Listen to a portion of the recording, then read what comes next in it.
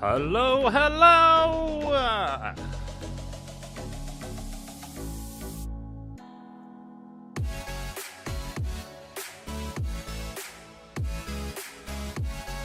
Good afternoon!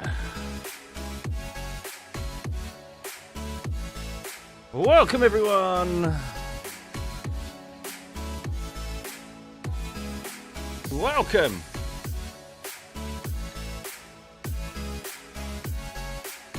Oh, it's here! Let's go! Let's crank it up some more.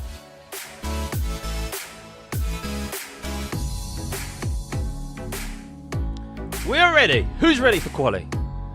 Last day, last quali of the 2025 season. Let's go!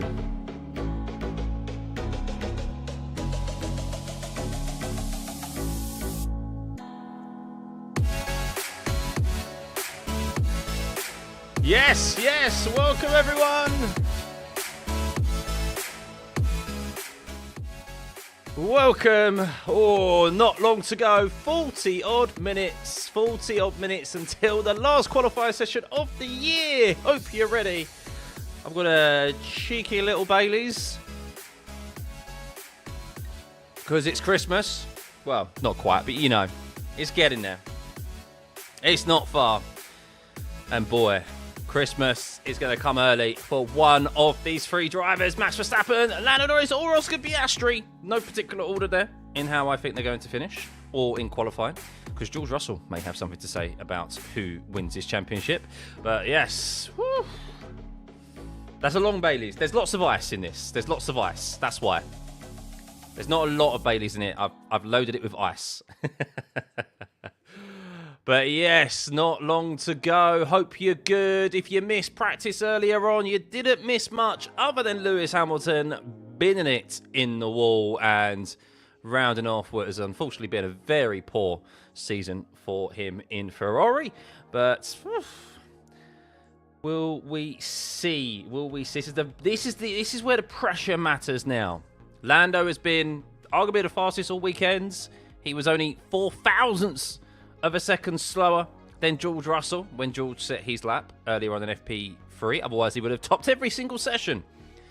But when it matters, practice, there's no pressure. But there's definitely pressure in this next session, qualifying, and then, of course, the race tomorrow. Woof. What's my plans for a stuffy Christmas? We're going round to my mum's. My family. It's my mum's turn. My side of the family's turn for Christmas. So yeah, we're staying over there for a couple of days, and then Christmas is just busy in general. That week or so in between New Year, going to see basically everyone in the family because we've got the only grandchild. So aunts and uncles and stuff like that, but we have to go see. So yeah, we'll be very busy. And eating lots of food and drinking lots. I'm going to be in a constant... Like, there'll be no content in that week. Even if there's, like, breaking news. Because I'm going to be in, like, this constant food coma for a week. So... But welcome, everyone. Hope you're good. That's the reason for the shirt. The poor Lewis binning it in FP3. I didn't wear it earlier. It's not the shirt's fault. It's because I wasn't wearing the shirt. So... But yeah, Lando, McLaren, strong. Oscar Piastri finally got a decent lap in for the first time this weekend. Of course, missed FP1. That's really about it, to be honest with you, when it comes to quality. Oh, the big news, actually, Max Verstappen fans, not good news. He was complaining about porpoising in the car, so much so that his feet were unable to stay on the pedals. So that is not good for any form of motorsports. So that's something that they need to address, whether they've been able to address that between now and qualifying. Now, really, the simplest way to probably help that is raise the ride height, but then you lose performance. So Max Verstappen really needs to win this race this weekend, of course, to have any opportunity of winning, unless something is handed to him. But I think for the most part, yeah, well, I mean, yeah, we'll see. We'll see. Would P1 be the best place for Max to start? Would it be P2 where he can cause some shenanigans? I don't know. I'm sure they have tried to sort it out. I'm sure they have. But normally the porpoising is caused by running the floor with the ride height too low. But raising the ride height to sort that out means you're going to lose performance. So going hydraulic over Xmas. The shirt stand on. It's stand on. I'm not changing now, guys. That's for sure. Max just playing mental chess. Well, Yuki. Actually, nothing. That's a good question. I didn't check this in between the periods. So Yuki Tsunoda massively impeded Lando Norris. Let's see.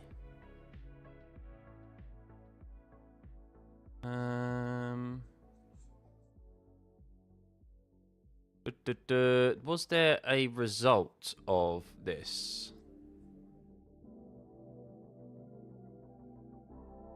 Was he penalised? I don't think he was penalised, was he? Was he penalised? I can't find anything. Oh, well. I don't know. I'm trying to find that out. They said they were going to investigate it after the session. Let's have a look again. I'm going to do a bit more digging. Normally it's the FIA. If there's no document, then it means that they haven't given him anything. They haven't given him anything, so no. Nothing. No penalty. I think that's a penalty probably every day of the week, to be honest with you, or at least like whatever the penalty is, whether that's a fine. I think impeding in practice is just a fine. I don't think it results. It's only qualifying where they actually give you a grid place penalty, but you can be given like penalty points and stuff like that in practice. So, what about the pit crash? Nothing on that either. I haven't seen anything on that either, Graham. That's a good question. That seemed to be a slam dunk for Mercedes, to be fair, in relation to an unsafe release, which normally just results in a fine. So, she's doing well, Mario. Very good. No more pressure. Everyone's no more pressure. So as I said, she's the only granddaughter. So, yeah, she's getting all the love and attention right now. As she should. A good script or a good race. We better get to witness something good. I hope so. Oh, Lee. Stewards fined 10,000 euros and issued a formal warning to Yuki Tsunoda. There we go. Where did you find... Oh, pardon me. Sorry, Lee. Where did you find that? Because I couldn't see anything on their... Well, I'm not looking on their website. I'm looking on their Twitter. And normally they announce it, but... Am I a racer? I'm a wannabe racer. So, I'm too old and too poor to race in real life. As I think many of us are. I don't think I'm speaking out of turn there, because it's a very expensive sport and it is a young man's game. There are other forms of motorsport where you can get into it at an older age. But I race from home. Yes. I have a setup, quite an expensive setup to be fair. And yeah, there is sim racing content on the channel, but I don't have... I haven't done any sim racing content for a while. Not since my daughter's come along, really. My time and effort has been spent more so with her when I get home from work than it has been on the sim rig. So, I'm 34. Is this a watch along? It is, Brandon, but we don't have any data. No one's out on track yet. We are not a watch along in the sense of that you actually have live TV footage, because that no one will be able to do that. That's copyright, so that's illegal, and your channel will be taken down. No, we have live data available, a track map, and of course my brilliance, if I am so biased, because I am biased to myself, commentary. So I'll be providing that to you. How much is the cost of it overall? So I've been very fortunate that I haven't had to lay out everything from it, because I got a partnership with Next Level Racing and VRS. So I have been fortunate that through the channel, I've been able to get some free equipment. However, the monitors and stuff for myself,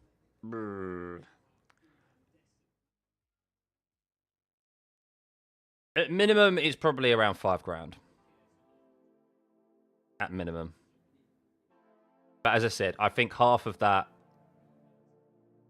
Yeah, half of that more than half of that I've been very fortunate, but obviously I've got that through partnerships. So, but sim racing is expensive as well. It gets up there. It's expensive as you want to make it, but I do love it. So, it's true. That is true. Free stuff always feels better than stuff you pay for. But it's not just free stuff. Like it's. I got presented it because, of course, of the success of the channel. So it felt rewarding. It felt like I was being rewarded for what I've done with the channel and so forth. Do I think Lando can handle the pressure and hold on to a podium in the race? I do. Yes, I do. What's the price of making a pretty good sim setup? A lot cheaper now these days than it was when I started, because there's so many more companies doing it now. So there's a lot more... there's a lot more accessibility to the sim racing genre now, whereas before it only used to be kind of like a couple of brands, and they had kind of a monopoly of the market. Now more companies have come in, and there's a lot more variety. So there's a lot more competition for just overall products and prices. So, which is only good for us, the consumer. Exactly, Els. The dots are watchable and the dulcet tones of Stuffeyy. So I want both Ferraris to go out in Q1. Well, listen, it can't get much worse than Lewis Hamilton crashing in FP3, right? I mean, it can, because they could both crash in Q1. But, no, this worked last week. This worked. Thoughts on Kian Shields, the next Senna? No. Kian Shields is the perfect example, unfortunately, of how F1 operates. If you've got money, you can get anywhere. Because you look at his racing career, and this is not a slight against him at all, but he quite evidently does not have the pedigree and the results to get to F1 on merits. And the only way he has got to F2, to stay in F2, bearing in mind, to even get to F2, and to have an opportunity of having a practice session in Aston Martin is because he's paid for it. He's paid his way to arguably the top. I think the time has gone, unless there's a team that is... I don't think any of the teams now are that cash-strapped, but they would take a pay driver so much to the example, so much so that they don't have any money. Don't have any talents. They still want a driver who has at least a bit of talent, who can help move the team forward. So someone like Kian Shields, Mazepin, Sorokin, like all those drivers, they're kind of, I think, hopefully, fingers crossed, a bygone era now. Yes, drivers do still put money forwards to help contribute to their seat, but not so much so now that they need to at least have a racing pedigree behind them, a decent racing pedigree behind them. So, do I think Hamilton was going to race F1 next year? Yeah, of course. He's got a contract for end of 2027. So he's got a 3-year contract with an option of an extra year, is what I've heard. So, well, I say heard, like read from multiple sources. So I believe unless he decides to step away himself, he will be in F1 100% next year and 2027. After that, we don't know. If Hamilton stayed with Mercedes, how do I think he would have fared this year? A lot better than he has done this year at Ferrari, that's for sure, because that car is a lot more better than it has been. But I don't see the move to Ferrari overall being a poor decision. Because obviously in hindsight it looks a poor decision, but 2025 no one had any expectations anyway. But I still look, fundamentally it's not just Lewis who is struggling with the car, it's also Charles, and we've discussed this before. Ferrari made a conscious decision to change their concept in the last year of a regulation set. That does not get enough criticism. While of course the focus is on Lewis, and most of the focus is on Lewis, they had a car last year, a platform that they could have developed and built on. They were challenging McLaren for the constructors at the end of last year. It was Ferrari and McLaren, the two fastest cars. Ferrari won a few races in the closing stages of last season. and they decided to go, do you know what would be good? Let's completely change our concept. Let's go to a suspension system that we haven't used in nearly 2 decades. Pull rod to push, was it pull rod to push rod or push rod to pull rod? Whichever one they went to. Let's completely change how the car is compared to the great platform that we've got at the end of last year. That's what McLaren did. And look at McLaren this year. And then Ferrari have basically given their 2 drivers an absolute dog of a car to drive. And it's crazy. And that is really where the criticism should lay. Not at either Charles or Lewis. Because it was already going to be difficult enough for Lewis to go into Ferrari and adapt there, of course, with just the culture difference and being at Mercedes for so long.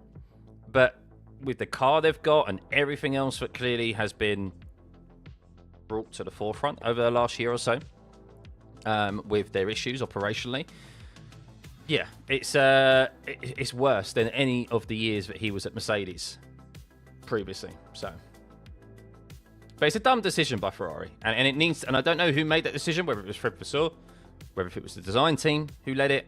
I don't know, but Fred Vasseur ultimately signed off on it, and that's where now, of course, they find themselves. So, sport will eventually run out of individuals who can drive with that kind of monetary input. Yeah, that exactly.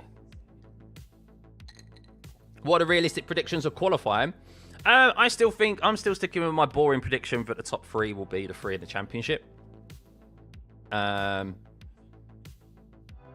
Maybe Max. I think this is Lando's pole to lose. Put it this way. I think Lando's got this quite wrapped up. So, disqualification for McLaren in 2007 again. Maybe. Never know. The way they've kept this championship going, this championship should be over and done with now. So, it's a car. It's calling that, it's abusive towards dogs to call that Ferrari car a dog car. It's a box, a cardboard box. The race is probably going to be a 1-stop. So, Mohammed, I'm not going to tell you how much money I make. That's a very personal question. Ferrari listened to Schumacher quite a lot with setup, so maybe they should have listened to Hamilton and Leclerc a little more. I don't think it's got anything to do with setup, to be honest with you. I just think you can try and set that car up in many different ways possible, but that car is just a fundamentally flawed car, as we know through the plank wear issues and the fact that they have to, the amount of lift and coast that they have to do considerably throughout the race. Like, it's just, they can set the car up to be quick over a single lap, but then they have to sacrifice so much race pace that they just inevitably fall back through the field. So, yeah, it's a poorly designed car, simple as. Any news on Lewis's car? Not yet. No, not yet. I imagine it's okay. I imagine there wasn't too much damage in the grand scheme of things. So I think, obviously, the front right suspension was broken and the front wing was broken. But those are parts that are easily replaceable. So, because it was like a straight-on impact. He went into a spin, but it was ultimately a straight-on impact. So, hey, Lister, good to see you. Thank you, buddy. Rebel might do with Yuki's car the same thing as they've done with Perez in Abu Dhabi. Yes, however, the difference there will be that Yuki probably won't be as far up. Sergio Perez was within the pit stop window of Lewis Hamilton in 2021. So Lewis came out behind Sergio. So technically speaking, Sergio was for a racing position. Whereas I don't suspect Yuki is going to stay within that pit stop window of the 2 McLarens. Yuki, unfortunately, as we've seen so often this season, is looking like he's going to struggle to get out of Q1. So the only way he's ever going to hold up the McLarens is by being a blue flag.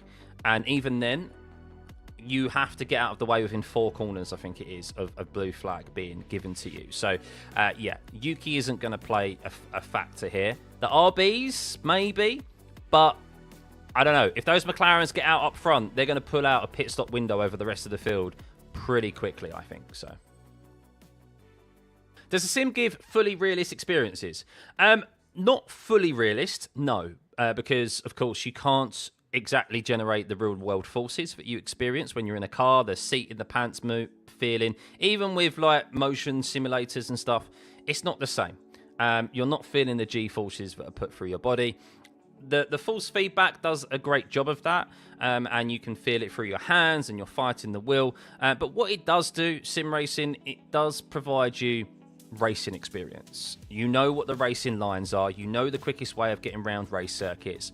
You know how to go wheel to wheel with people. You know certain, for experience, you know corners and sections on the track where it's where the braking markers are, where the viable overtaking spots are, where you don't really want to overtake, where you're just going to lose too much time. So from a racing perspective's brain, it gives you a lot of insight in that perspective. Real world forces, there's nothing that is possible to replicate real world forces other than being in the actual car itself.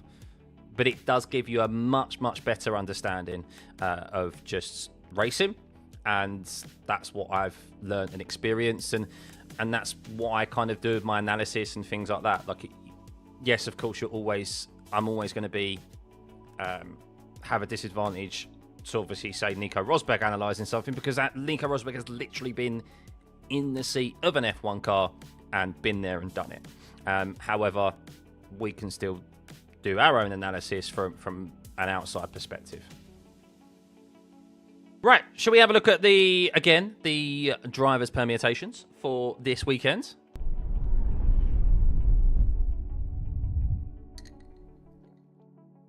So, just to remind you all, if you haven't been, if you're not aware of it, of course, these are the permutations for this weekend. And we can see here that, well, Lando only needs a podium to win the championship. If Max finishes P2, then he only needs a top 5. So that is the key here this weekend, is that there's less pressure on Lando if Max doesn't win the race. So Max really needs to sort out that car. He cannot be having it porpoising the way that it is. He needs to win the race. If Oscar wins this race, then Lando has to finish outside the top, has to finish P6. So yes, outside that top 5. So that's really where the pressure is. There's a lot of pressure taken off of Lando if Max doesn't win this race. Pretty simple, to be honest with you. But a podium is what Lando will be looking towards. Of course, he'll be wanting to win the race. But a podium is the minimum he needs to secure this outright. That's what's within his control. Yeah, maybe, Nick. Maybe. Tomorrow is going to be a big day. I think Plankware could come into it in a big way this weekend. A lot of cars bottoming out, Lando for pole. Yeah, there are a lot of sparks that we've seen. That played a factor into Lewis's spin earlier on as well. Or like spin/crash. Seen the last corner in particular out of turn 16, the last corner onto the start-finish straight. They're grounding out a lot there as well. So I think we could see, as we tend to see here, some off-tracks. We do see some track limits violations in qualifying here, particularly for the first corner, and also the last couple of corners as well.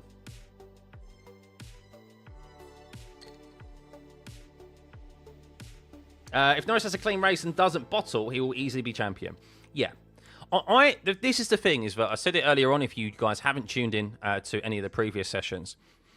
I personally think Lando has... I think personally Lando will get this wrapped up on his own. The only way I see Lando not winning this championship is if McLaren balls something up. I really do. I just think that McLaren has the pace overall.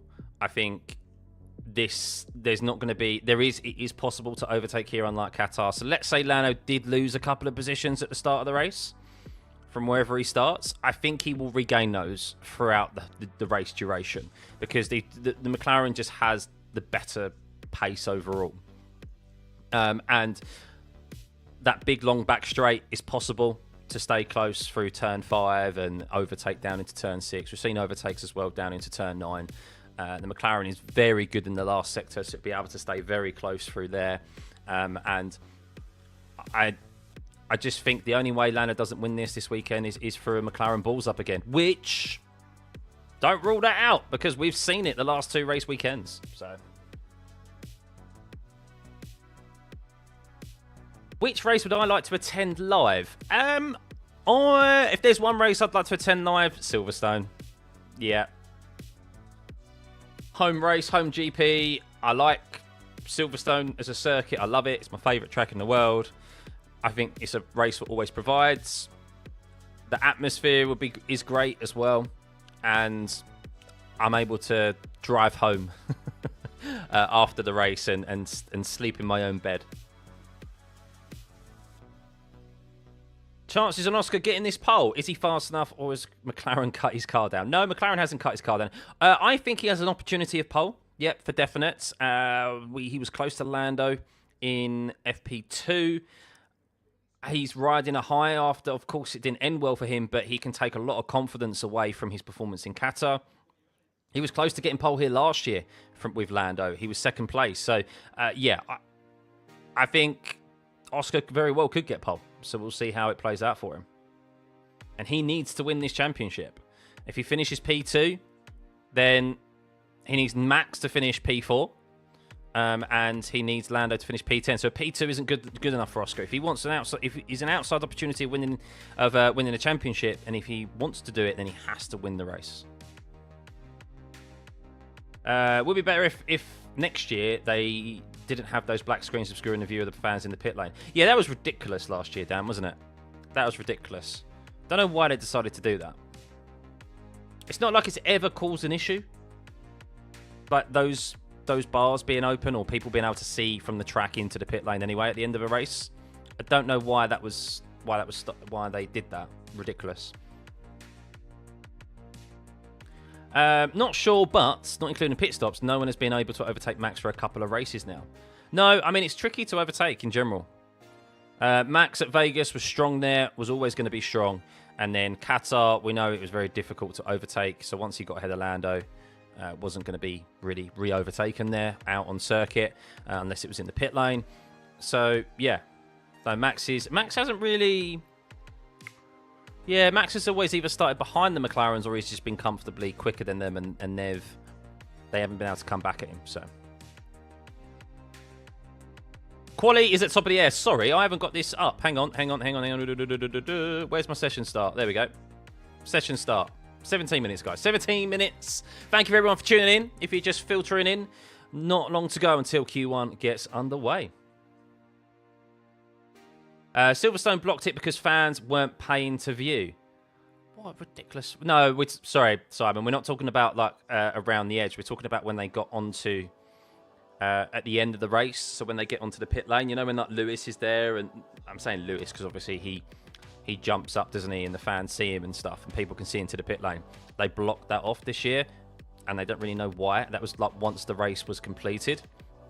It wasn't during the race. It was as soon as the race ended, people went there and cut off the views of the fans. So yeah, it was silly, ridiculous. No lap limit on tyres like last race. No, that was exclusive to Qatar because of the nature of the circuit. Kirby, shout out from the Philippines. Thank you, everyone, tuning in from the Philippines. Thank you, everyone, for tuning in from no matter wherever you are in the world. I know that this is truly a worldwide stream. So thank you for choosing me over other options out there. If this is your first time here, hit that like and subscribe button. And if it is your umpteenth time here, thank you. Welcome back, as always. And yeah, we'll be back, of course, for 2026, which will be fast approaching us. Once Christmas is out of the way and done with, we'll be full steam ahead to February, where we will have the first test. That's going to be a very interesting test, of course. The first time we'll see these new sets of regs out on circuit, other than in the simulator. We'll get a true indication of whether these regs are functional or not, I guess. And yeah, the first race is in the first week of March in Australia. Thank you, Kaya. Much appreciated. If Max didn't get angry at Barcelona, he would be just 3 points behind Lando right now.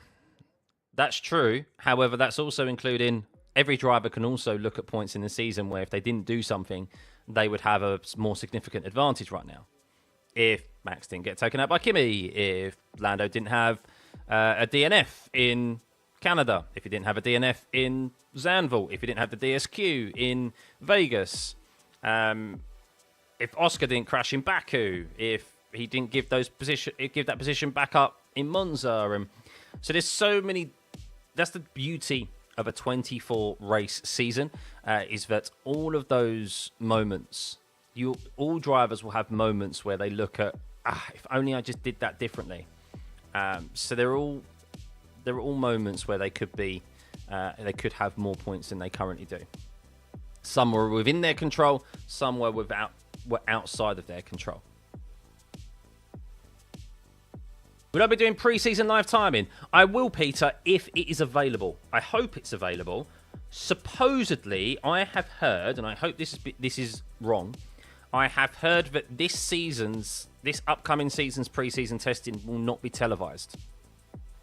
I'm going to check this now. I'm going to sense check myself. But I swear I heard somewhere that unfortunately it was not going to be televised. Now, I don't know if that means that we won't have access to the live data. I hope that's incorrect and we will still have the live data available. If so, then I will be here for all 3 days. But that does make me concerned that if it's not going to be televised, they might not show the live data either. I know it makes no sense, and I hope it's wrong, but I think the teams are pushing for it. I think the teams are pushing for no live data and no television. Pre-season testing 2026 F1. Oh god. Hang on. Season pre-season testing F1 2026. So the dates for next year are,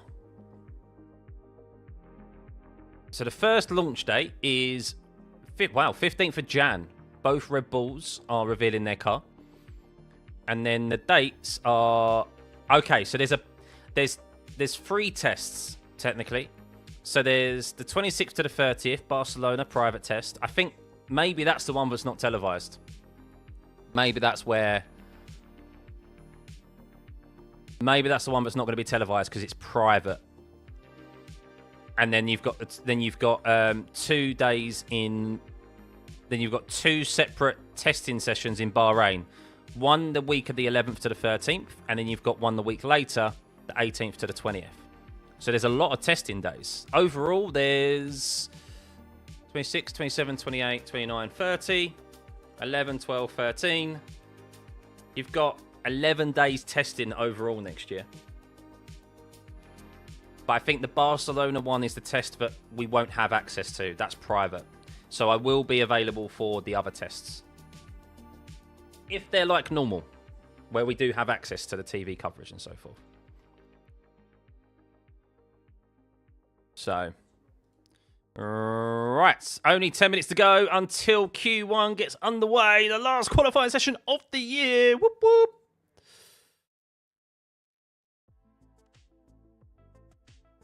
My version of ESPN isn't showing quality of the race. Showed every other race this year, but not the final title. So that's unbelievable. So both Red Bulls. Well, you know what I mean. Do I have this circuit for iRacing? No, they don't have it for circuit. They don't have this circuit on iRacing, no.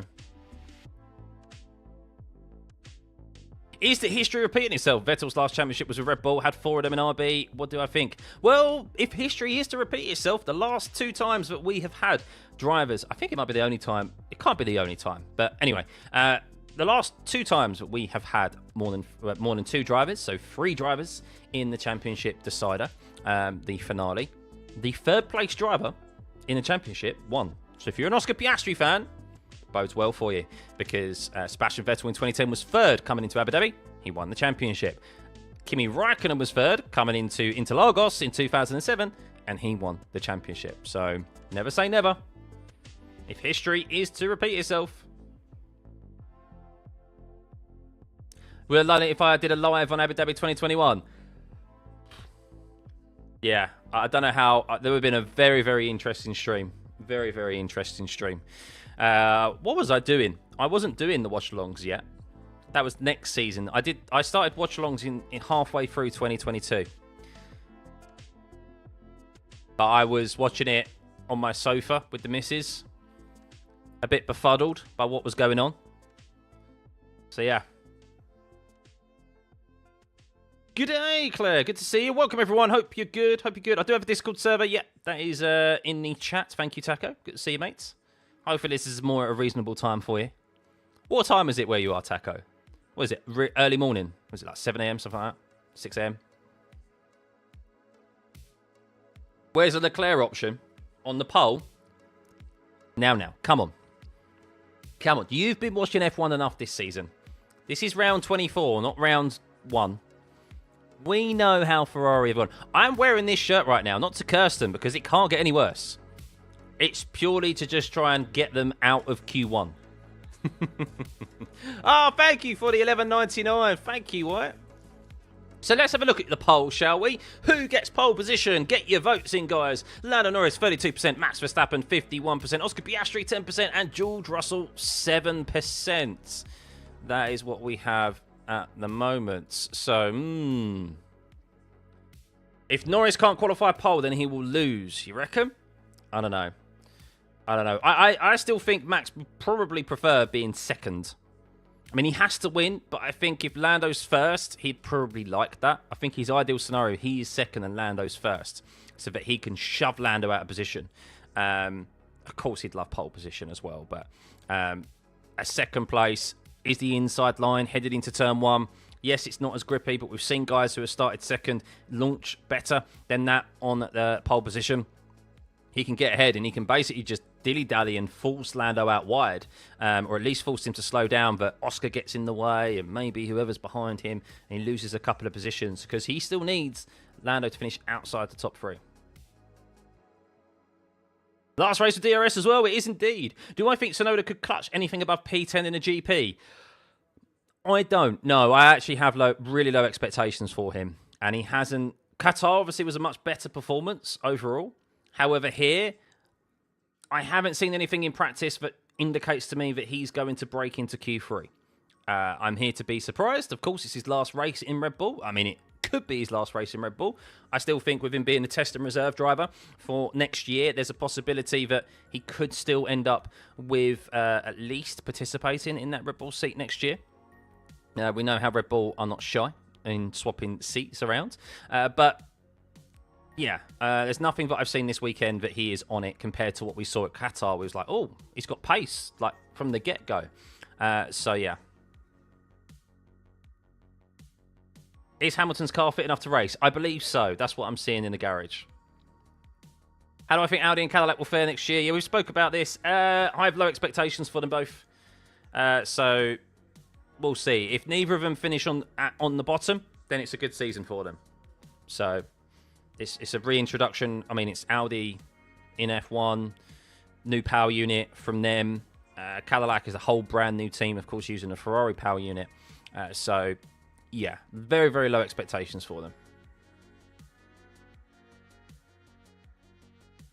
Why is Vettel's 4 titles not as polarizing as Max's 4? Primarily due to cost cap reasons. The way 2021 ended, there wasn't any controversy around really the Red Bull car and decisions around his championships. So that's primarily why. Andrew, thank you for the 5 months. Aaron, Lawson out of the 4 drivers will have the shortest leash next season. I agree. Yeah, I believe so. Yeah, for sure. Let's hope racing balls aren't used to make McLaren's lives difficult after the first stop 4 cars. They 100% will, Iron. They'll probably... You know what they'll try and do? I can see it now. Clip this. Clip it. The strategy is normally a medium to hard strategy, right? The McLarens are going to be too quick up front. They may even pull a pit stop window over the Racing Bulls. But the only way the Racing Bulls, I believe, are able to hold up the McLarens tomorrow is if the Racing Bulls do a hard tyre strategy and they go very long in the race. They basically stay out on track for as long as possible. Because if there is a safety car, then they stay out there. It's 2 extra cars that the McLarens have to overtake because the McLarens could pit and come out behind them. Or they may, you know, I feel like that's the only way the Racing Bulls are going to find themselves ahead of the McLarens out on track at any point tomorrow. is if they stay out there very long and they stay kind of just within that pit stop window, or there is a safety car.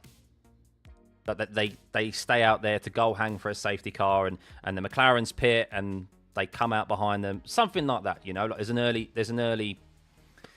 It's going to be tough for the racing bulls to get involved tomorrow, but it wouldn't surprise me to see them start on the hards tomorrow to try and go as long as they possibly can to eventually find themselves in front of the McLarens somehow. Best channel for F1 on YouTube. Thank you, Kai. Much appreciated. 5 months. How time flies. If Hannah Smith cooks up a winning strategy, she's going to go down as one of the greatest and will be remembered just as much as Adrian Newey. Yeah, I mean, we'll see. We'll see how the race unfolds tomorrow. We have no idea, of course. Yeah, oh, thank you for the 5, Andy. I've only started watching you since the British Grand Prix, and what a way to introduce myself to you. Also, you were in my YouTube top 5. Oh, that's brilliant. And you only started following since the British Grand Prix, which is halfway through the year. So to make your top 5, thank you. Thank you. That's a great achievement. Right, here we go. Here we go, everyone. Not long to go. 3 minutes. 3 minutes until qualifying gets underway. The last qualifying session of the year, arguably the most important qualifying. It's definitely the most important qualifying of Lando Norris's career, because if he can secure pole position, then that is not half the job done, but it's a percentage of the job done in relation to him securing a podium position tomorrow. Of course, he'll still have the full race tomorrow and the race start to contend with. Who knows where Max Verstappen is going to qualify, and of course, Oscar Piastri. Will George Russell, he's the only driver who has looked like he might mix it up with those front three of Max Verstappen, Lando Norris, and Oscar Piastri in pace here this weekend. He topped FP3. Max Verstappen really needs that. Remember, Max Verstappen needs to win the race tomorrow, realistically, and Lando Norris to finish P4. With that, he needs someone's assistance. He needs someone to get ahead of Lando Norris, ahead of the McLarens. And, of course, he also needs Oscar Piastri to really pull his finger out as well and be up there. Of course, Oscar fighting for his own world title chances. Yes, he has less of an opportunity than that of Max Verstappen and Lando Norris, but as we touched upon, the last 2 times we've had 3 drivers come into this race weekend, the finale, the third place driver has won the championship. Kimi Räikkönen in 2007 and Sebastian Vettel in 2010. So yes, not long to go until Q1. Aston double podium? Probably not. Probably not. But yeah, let's see. What can Ferrari do in there? They'll be glad to see the back of this Ferrari this year, Charles Leclerc and Lewis Hamilton. So much so, Lewis Hamilton stuck it in the wall in FP3. Can Yuki Tsunoda get into Q3 and potentially help out Max Verstappen tomorrow? Where will those RBs qualify as well? Because they're the only team on the grid, Red Bull, that has really 3 cars to assist their main driver. Everyone else just has 2, or just, 1, really. 1 other car to help. So, of course, the 2 McLarens are fighting against each other. And, well, they have said that team orders will now be utilised if one of those drivers is not in a position to win the title tomorrow. So, Andy, you upgraded to Chief Strategist. Thank you, buddy. So, not long to go. Get your votes in. I'm about to end the poll. Who do you think is going to get on pole position? Lando Norris is 32%, Max Verstappen 51%, Oscar Piastri 10%, and George Russell 7%. Lots of you have faith in Max Verstappen. I totally see why. Well, let's see what he can do. I'm going to close that poll right now. That's not really going to change too much, is it? So Q1 about to get underway. Less than 30 seconds. Where's the countdown music when you need it, eh?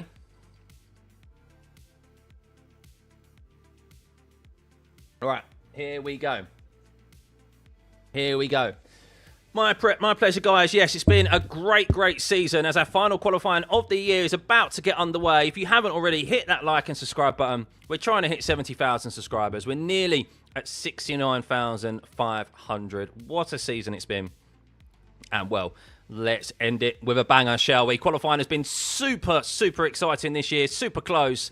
Well, it looks like the session clock timer has gone down to 0. We have drivers waiting at the end of the pit lane. And there we go, confirmation, the green light, pit exit open. The final Q1 session of the season here at Abu Dhabi is underway. And Pierre Gasly leads your drivers out. Interestingly, on the medium compound tyre, Pierre Gasly, what are you doing? What are you doing, sir? On the medium compound tyre, Liam Lawson on the softs.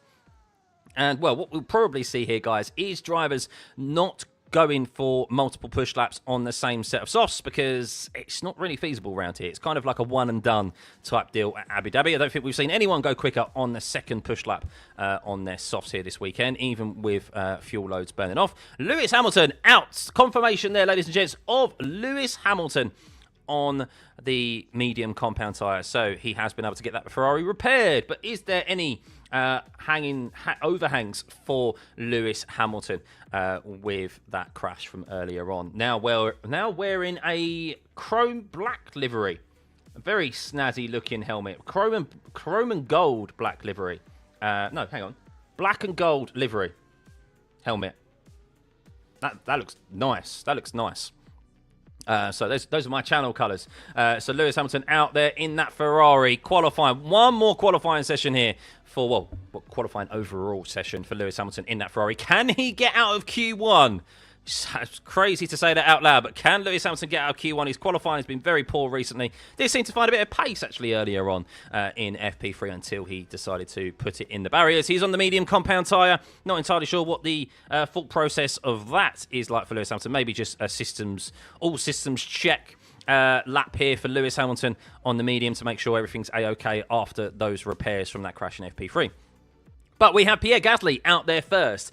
He is on the medium compound tyre. Now, in relation to lap times here, guys, last year's pole position was a 22.6. So we are expecting these cars to smash that pole position time of last year. And I expect, really, pole position to be sub 22 seconds. The fastest time that we've seen this weekend is a 23 flat in FP2 yesterday.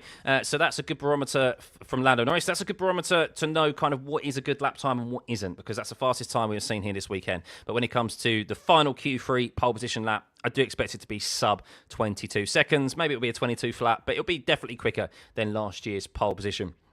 So, Pierre Gasly sets a 17.3 in the first sector. Lewis Hamilton on the medium actually goes quicker than both the Alpine and Liam Lawson on the soft compound tyre. But Lance Stroll on the softs does fare much better with a 17.1.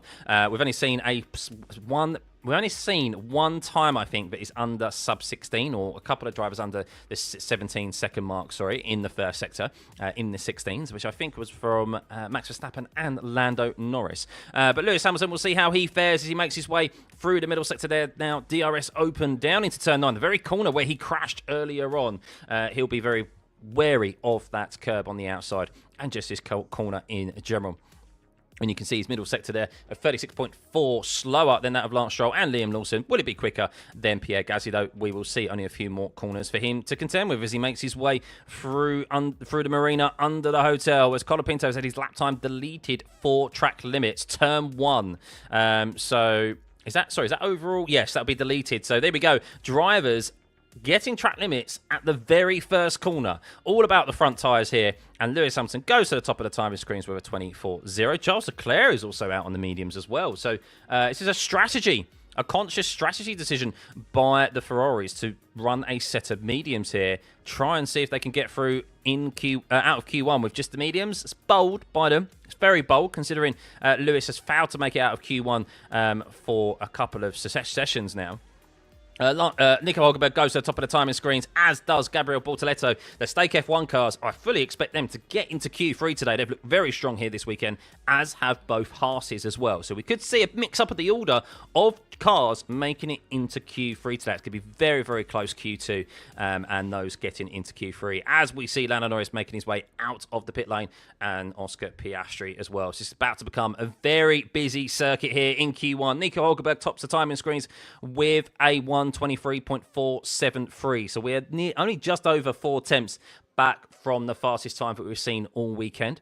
So we're going to get into those 22s very quickly in even this session, I believe. This track evolution is a factor here as well. It will ramp up Charles Leclerc will be on a push lap very soon. No one's on a push lap right now, as Gasly and Colapinto are making their way into the pit lane. Verstappen and Tsunoda are about to start a lap. So I think they'll be the two drivers that we need to keep an eye on now. So let's keep an eye on Max Verstappen, shall we, guys? As Yuki Tsunoda is just behind him, as Max Verstappen rounds the last corner and will be starting his first push lap of this qualifying session. As he makes his way down into turn 1. Lance Stroll also has his lap time deleted, but for track limits at turn 16, which is the last corner. Oh, painful. Colapinto track limits at turn 1, and we had Lance Stroll lap time deleted for track limits at the last corner. Verstappen, a 17 flat for him in the first sector. So a good first sector for Max Verstappen. He has Oscar Piastri just up ahead of him, who will be slowing down, no doubt, to let the Dutchman by.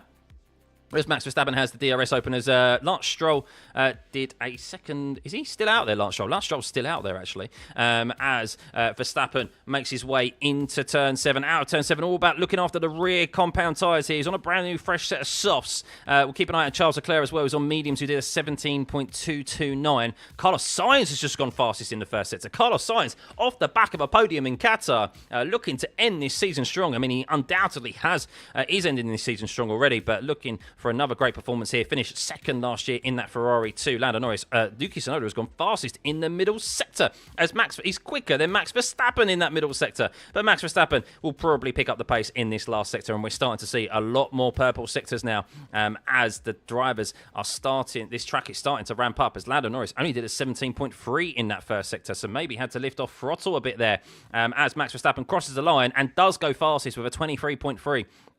But Yuki does look good there, but loses time in that last sector. You can see 3 tenths difference in that last sector, nearly 4 from Yuki just alone in sector 3, and that has put Isaac Hadjar, who does hook up that last sector, into P3. So Yuki lost a lot of time there. Ollie Behrman, who is looking very good here this weekend, says the car is absolutely brilliant. He's done the fastest first sector, purple there for him. So Yuki, poor last sector there for him, but he, looking to get through. Red Bull will try and get him into Q3 if they can, as Carlos Sainz comes across and is P4. There's going to be a lot of changes here. Lando Norris is not going quick. He is done a 36.2 in that middle sector, so this is not a good lap from Lando unless he picks up a lot of time in the last sector, and will have to go again. Oscar Piastri does a 17 flat in the first sector. Fernando Alonso up to P2. That's a great lap time. 23.4 for Fernando Alonso in the Aston Martin. George Russell is fastest in the first sector, nearly sub 17 seconds. Lando, unbelievable. Oh my God, that last sector from Lando has just recovered that lap from him, a 29.870 in the last sector. I think that's the fastest last sector we've seen all weekend thus far. That McLaren is supreme there, but he had a slow first and middle sector, as Behrman goes fastest with a 23.2. Ollie Behrman, great lap time from him there. George Russell, fastest in the first sector. Is he going to be fastest in the second, as he's making his way into the braking zone of turn 9? He's not, but it's still a decent sector time. He's full fastest in the second sector of 36.1. That's quicker than any of the McLarens and Max Verstappen. As it stands, Oscar Piastri 1/1000th of a second slower than Ollie Behrman. Of course, dirty air and track position is going to be key here, as Kimi Antonelli only goes 8th fastest. Where will George Russell go? He only has 2 more corners to contend with, but he has a lot of cars ahead of him. Isaac Hadjar, is he starting a lap, or is he diving into the pit lane? He's diving into the pit lane. Did he get susceptible there to the dirty air? Well, not that much, because he is P1. George Russell, less than 100th of a second separating the top 3 at the moment, which is Russell, Behrman, Piastri, and Verstappen. Lando Norris is P6, but he did set an unbelievable last sector time. But it is right now Albon, Leclerc, Hamilton, Stroll, and Colapinto in the drop zone. Although Pierre Gasly is just about to have his lap time deleted, and he'll drop down the pack once again, promoting Alex Albon and the 2 Ferraris up there. Lewis Hamilton is now on a push lap, which I completely missed, and he is just crossed the line and is up into P5 on a set of softs. Charles Leclerc is still yet to go back out there. He's done only a lap on a set of mediums. Lance Stroll jumps up into P11, and you can see big gains here. The top 16 right now are separated by less than half a second. The top 15 are separated by 0.4 of a second. This is super, super tight. Qualifying has been so close all year with the performance of these cars, as Colapinto has another lap time deleted for turn 1. Colapinto cannot keep it within track limits in turn 1. Unbelievable, Colapinto. Reminded me a lot of Logan Sargent when he did very well here, but got his lap times deleted for track limits at turn 1. So he's already down and out before his lap has even begun. So I wonder if that maybe happened to Lando Norris as well on his lap, where he just had to back out of turn 1 to ensure that he kept it within track limits. But this is one of the tightest qualifying sessions as the drivers and the performances converging at the end of the season. And, wow, look at that. I mean, Charles Leclerc is going to get even tighter as Charles Leclerc is going to be coming out onto a set of softs. He's only done a set on mediums. And the only cars that are slower than him are the 2 Alpines, who really have been unable to set any lap times without them being deleted. So George Russell tops the timing screens at the moment. He is P1, 7 thousandths of a second ahead of Ollie Behrman. Oscar Piastri, 8 thousandths of a second. This really is, guys, it's going to be super tight, but this really is about just finding some clean air. It's about finding a area out on circuit where you're not going to be held up and you're going to be able to just utilize that traction with very minimal clean air. That's what these drivers need to try and find. It's a very, very busy circuit, and it's going to be like that in the closing stages as we have just over 6.5 minutes remaining of this final Q1 session of the season. Ooh, considering track evolution, I think they're all going to need to go. Oh, 100% they're all going to need to go again. Yeah, there's big gains here. I still expect someone to get sub 23 seconds. I really do right now. I really expect someone to get sub 23 seconds.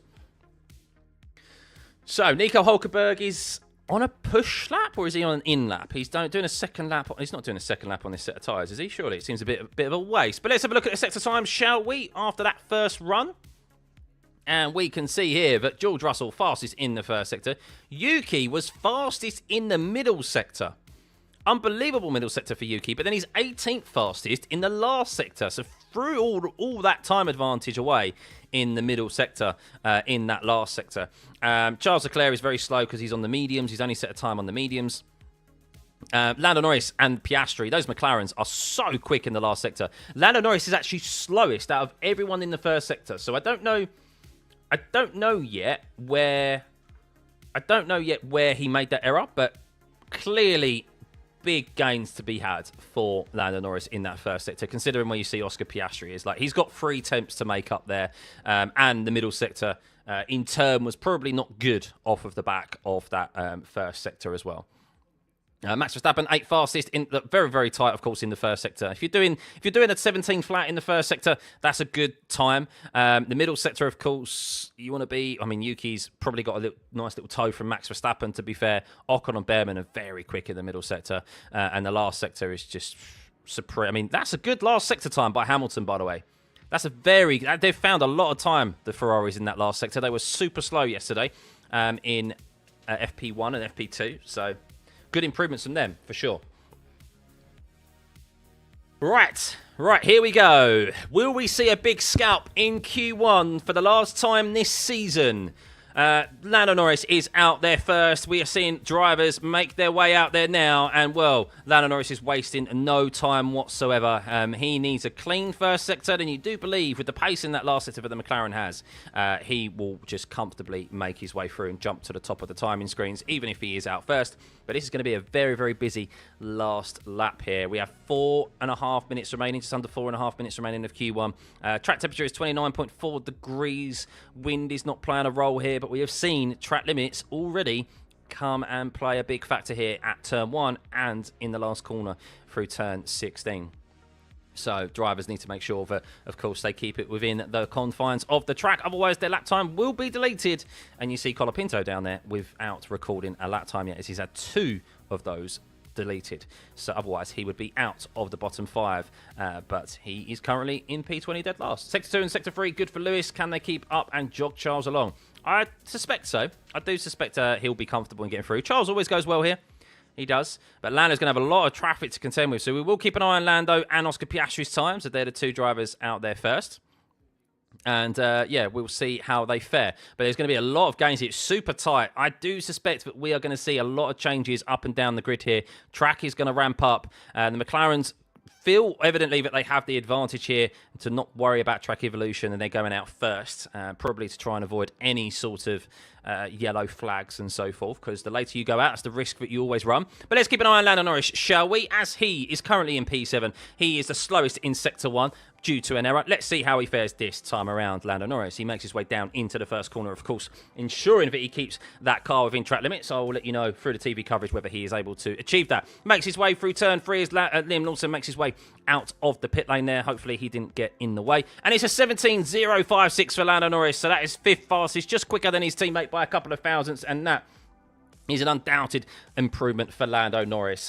So he moves up from the bottom of the Sector 1 timing screens up to P5. But Oscar Piastri has gone sub 17 seconds in that first sector. As watching Lando Norris' first corner, he was well within track limits there. So, yes, definitely maybe a bit cautious by Lando to ensure he was in track limits, but he is not going to have to worry. Now he makes his way down into turn 9, past Yuki Tsunoda, DRS open. Will he get a cheeky little toe from the Red Bull driver there? He may very well do so. It's a 37.237. So the McLaren not quick in that middle sector. It is 17th fastest in that middle sector, Lando Norris. But this is really where the McLaren comes alive, is in this last sector through turn 12 around the marina. Oscar Piastri, though, fared much better than Lando. Look at that. My goodness. Oscar Piastri, advantage for him, you would say. That's a brilliant first and middle sector for Oscar Piastri. And Norris makes his way around the last corner. He is going to be coming across the line. It's going to be an improvement for him, but by how much? And, well, it's actually a little bit slower. His last sector, last time around, it's still a 29.8, but Oscar Piastri is going to smash this out the park as Lando does a 23.1. You do suspect that would be good enough for him, but we will see. As Oscar Piastri, whoa, half a second from Oscar Piastri on Lando Norris. My goodness, there was Lando maybe a bit too cautious as Albon only moves up into P7. So, this has maybe raised my voice a few tones a bit because Antonelli's gone quickest in the middle sector as Hadjar moves up into P6. So, Norris okay for now. It does seem maybe not that big of an advantage, but that will give Piastri some confidence for sure, and you Piastri fans. Carlos Sainz coming around the last corner. He was quickest in the first sector, and he goes P3 just behind Lando Norris. How about Kimi Antonelli? He has no purple sectors as Max Verstappen takes away the fastest sector in the middle from Kimi Antonelli, and Antonelli slots in between the two McLarens, so a good lap time from Kimi Antonelli. How about George Russell? Is there any green sectors from him? Well, there's a green sector in the middle. His first sector isn't too shabby either, but how about the last? It's not an improvement for George Russell as he stays P5. But Max Verstappen is going to improve. He's green in the first, he's purple in the second, he's P7, and he's now up to P2, just behind Oscar Piastri. What a lap from Oscar Piastri, a 22.6. How about Charles Leclerc? He jumps up into P4. How Lewis Hamilton is now starting his lap. So we'll see how Lewis Hamilton fares and keep an eye on him, as is Ollie Behrman. So we've got a few drivers here now starting their final lap as Yuki Tsunoda moves up into P10. As we keep an eye on the Stake F1 cars, how about Liam Lawson? He's green in the first sector. He's green in the second sector. Lots of green sectors here. Lots of drivers improving in the closing stages of this session as Lawson moves up into P9. So Norris is safe. He's A-OK, but that lap time will raise an eyebrow in the Norris side of the McLaren garage. But look at that. Don't know where to keep an eye on as Pierre Gasly moves himself up into P15.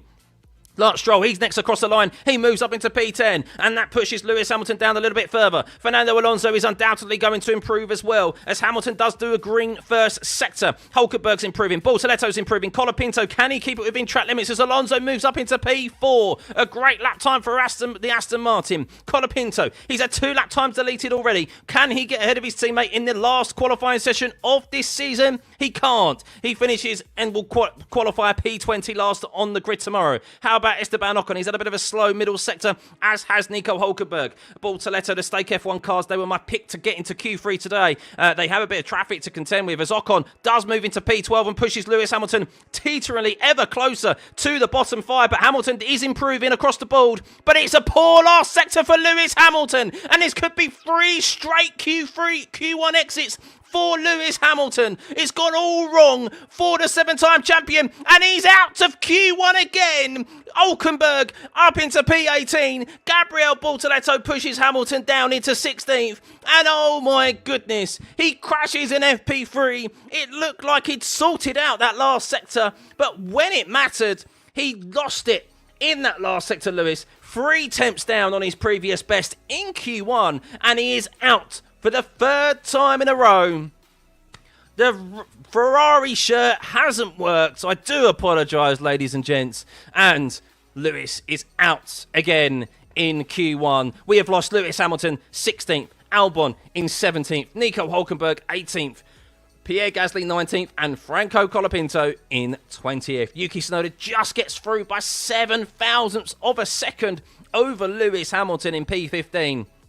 The top 15 are separated by 7, just under 8 tenths of a second. Lando Norris there with wanting to be careful, of course, of ensuring that he didn't exceed track limits, I presume. Maybe an overly cautious lap for Lando. He is only P6, but Oscar Piastri and Max Verstappen P1 and 2. Remember, if this was your grid and your finishing positions for tomorrow, Lando Norris would lose the World Championship to Oscar Piastri, but it is only Q1. It is only Q1. How did Lewis lose so much time in Sector 3? I actually don't know. I am sure we will get a replay, but just show you the sector times to prove that it is an error from Lewis and something has happened. Radio from Lewis, that's P16, I'm afraid, he's been told. Every time, mate, I'm so sorry. So you can see here that Lewis's last sector time, his best one that he did on the previous lap, his first run on the soft tyre, was a 30-second flat. But he did a 30.3 in that last run. So there's clearly a driver error from Lewis, whether he got his foot on the loud pedal a bit too early. I don't know. But that is Lewis Hamilton out in Q1. That is Lewis out in Q1. My goodness. How many spots is Antonelli getting penalised for crashing into Yuki? No, I think the team got fined for it. So, but yeah, Lewis, 3 tenths improvement.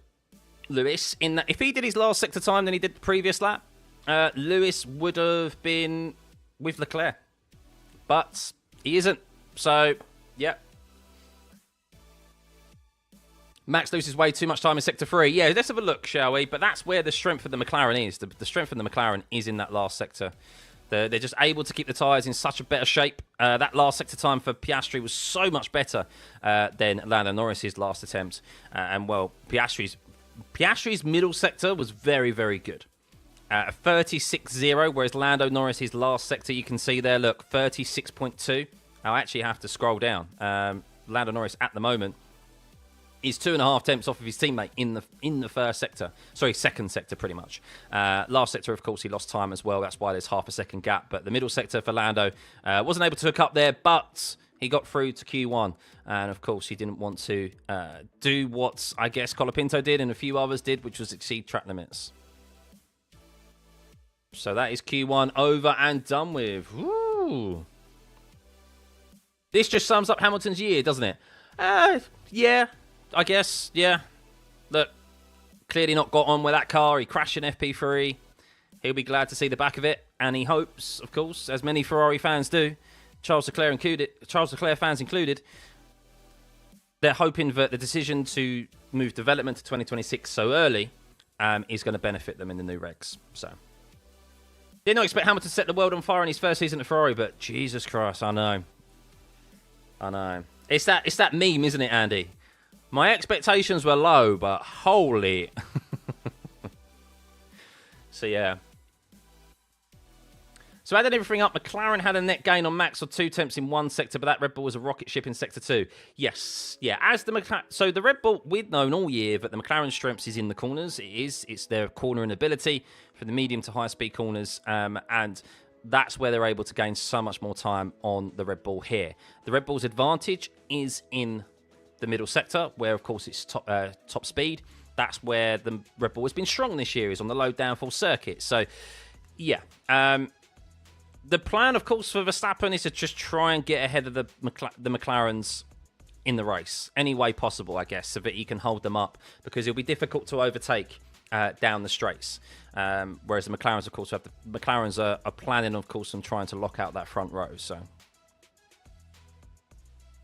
Sainz in such good form, yet clearly outperforming Alex Albon, who is struggling. Another Q1 exit for Alex Albon while his teammate is up in P7 and could very well get another Q3. It's kind of how roles have reversed, right? since the start of the season, where Carlos Sainz was the one struggling to get out of Q1 and Alex Albon was the driver getting into Q3 week in, week out and finishing top 5. So I know, Andy. I try and keep it a bit PG though. So Alonso for front row? No, don't believe that. Don't believe that. Right, here we go. Green light, pit exit open. Q2 is underway. Welcome, everyone. I hope you're good. Hope you're feeling intrigued by this last session here in this 2025 season. The last qualifying session, sorry, in this season. Max Verstappen is the sole driver out there right now. He's on a set of used soft compound tyres. So we'll probably see the used sets used in... We'll see a set of used tyres by these drivers, on these cars by these drivers in the first run in Q2, I do presume. And then the last run will be on a set of new tyres. So we'll see what the strategy is. But Max, the only driver out there, so he wants to get out there and set a time. Would he be able to get round and get some clean air before anyone leaves the pit lane? I'm not so sure. Alonso has the skill to drive to front row, but with a green tractor 2 seconds slower. It's not particularly a green tractor. It is quick at different circuits, just not as quick, of course, as the front-running teams. Most of the viewers here came in after watching F1 movie. That's okay. That's what we're here to do, is try and increase your knowledge of F1 and make you a more well-rounded F1 fan. I still yet to see the F1 movie myself. I'll be watching that in the off-season for sure and let you guys know my opinions. But yeah, we are here for the last weekend of the F1 season. 3 drivers, the first time in 15 years since we've had 3 drivers with a possibility of winning the title on the last day of the season. The last time it happened, third place driver ended up winning the championship. And the time it happened before that, in 2007, the same thing happened. The third place driver won the championship. Oscar Piastri set a stonking lap in that Q1 session. Can he continue it throughout the remainder here in Q2, but most importantly in Q3? So Max Verstappen is indeed going to get some free air here, but no one else is out there, which is interesting. Not even on a set of used. We're starting to see Ollie Bearman and Ocon leave the pit lane as Antonelli and Leclerc start moving. But let's stay on board with Max Verstappen. Now, do not fear, Max Verstappen fans. This will be a slower lap time than what you'll be expecting because they are used tyres. Then he's not going to go quicker than if he was on a brand new set, like Esteban Ocon, as an example, is on a brand new set. So Max, a 16.992. That's still a dab handy first sector, by the way. Sub 17 seconds for Max on that same set of tyres that he used in Q1. So he will make his way into the sharp braking zone of turn 16. All about the rear traction here, throwing that car left and right very quickly through that turn 6 and 7 chicane. DRS then open, full throttle all the way to the braking zone of turn 9, which used to be a chicane and is now a long left-hander where Lewis Hamilton crashed earlier, and it's a 35.986. Sub 36 seconds in that middle sector is also pretty good. So the track is clearly ramping up here. I'm not taking anything away from Max Verstappen, but the track is clearly getting quicker and quicker. But the fact that Max is able to achieve this on a set of used compound tyres. We have Leclerc on a set of used, I believe. No, Leclerc hasn't officially left the pit lane yet, so we don't know what set of tyres he's on. Antonelli's on a used new set. So a lot of drivers on new sets except for Bearman and Lawson, who are on used. As Verstappen crosses the line and sets a sub 23 second on a set of used tyres. That's a very good benchmark for Max Verstappen, guys. That's a very good benchmark. But he could go a lot quicker if he was on a brand new set of tyres. We saw Oscar Piastri do a 22.6 in the end of Q1. So these sessions, these lap times are only going to get quicker and quicker. So who is going to be the next to cross the line? It will be the 2 Haas drivers, as Esteban Ocon is on a brand new set and Ollie Bearman is on a used set of tyres. Finally, a clean sector 3. Yeah, finally. On a used set of tyres as well. But also a clean sector in relation to dirty air. The dirty air is very prevalent around here and it can lose you a lot of time. So let's keep an eye on Esteban Ocon, shall we? As he's the next driver out there and he's also the driver out there first on a brand new set of softs. So the Haas has been in good shape here. I did think that both Stake F1 cars would get through to Q3, but Hülkenberg has put a spanner in the works there. But Bortoletto still has an opportunity. Oh, pardon me. Let's see how Esteban Ocon fares through that first sector. So no sub 16 seconds in the first sector for either of the 2 Haas drivers. Bearman at 17.1 and Esteban Ocon at 17.1. Literally nothing to separate them there other than a couple of thousandths of a second. As Ocon maybe got a cheeky little toe from Yuki Tsunoda down into turn 6. So we'll see if that's benefited the Haas driver as he will make his way through the end of Sector 2, which is just before the braking zone of turn 9, before the end of the DRS. As Sainz goes fastest in that first sector, the Williams looks very quick in that first sector. Sainz has been towards the top of the timing screens in Sector 1 all session thus far, as Kimi Antonelli snatches it away from him with a 16.9 as well. We'll keep an eye on the two McLarens, as Oscar Piastri is on a set of used tyres and Lando Norris is also on a set of used compound tyres. So they are looking to save a couple of sets so that they have 2 brand new sets in Q3.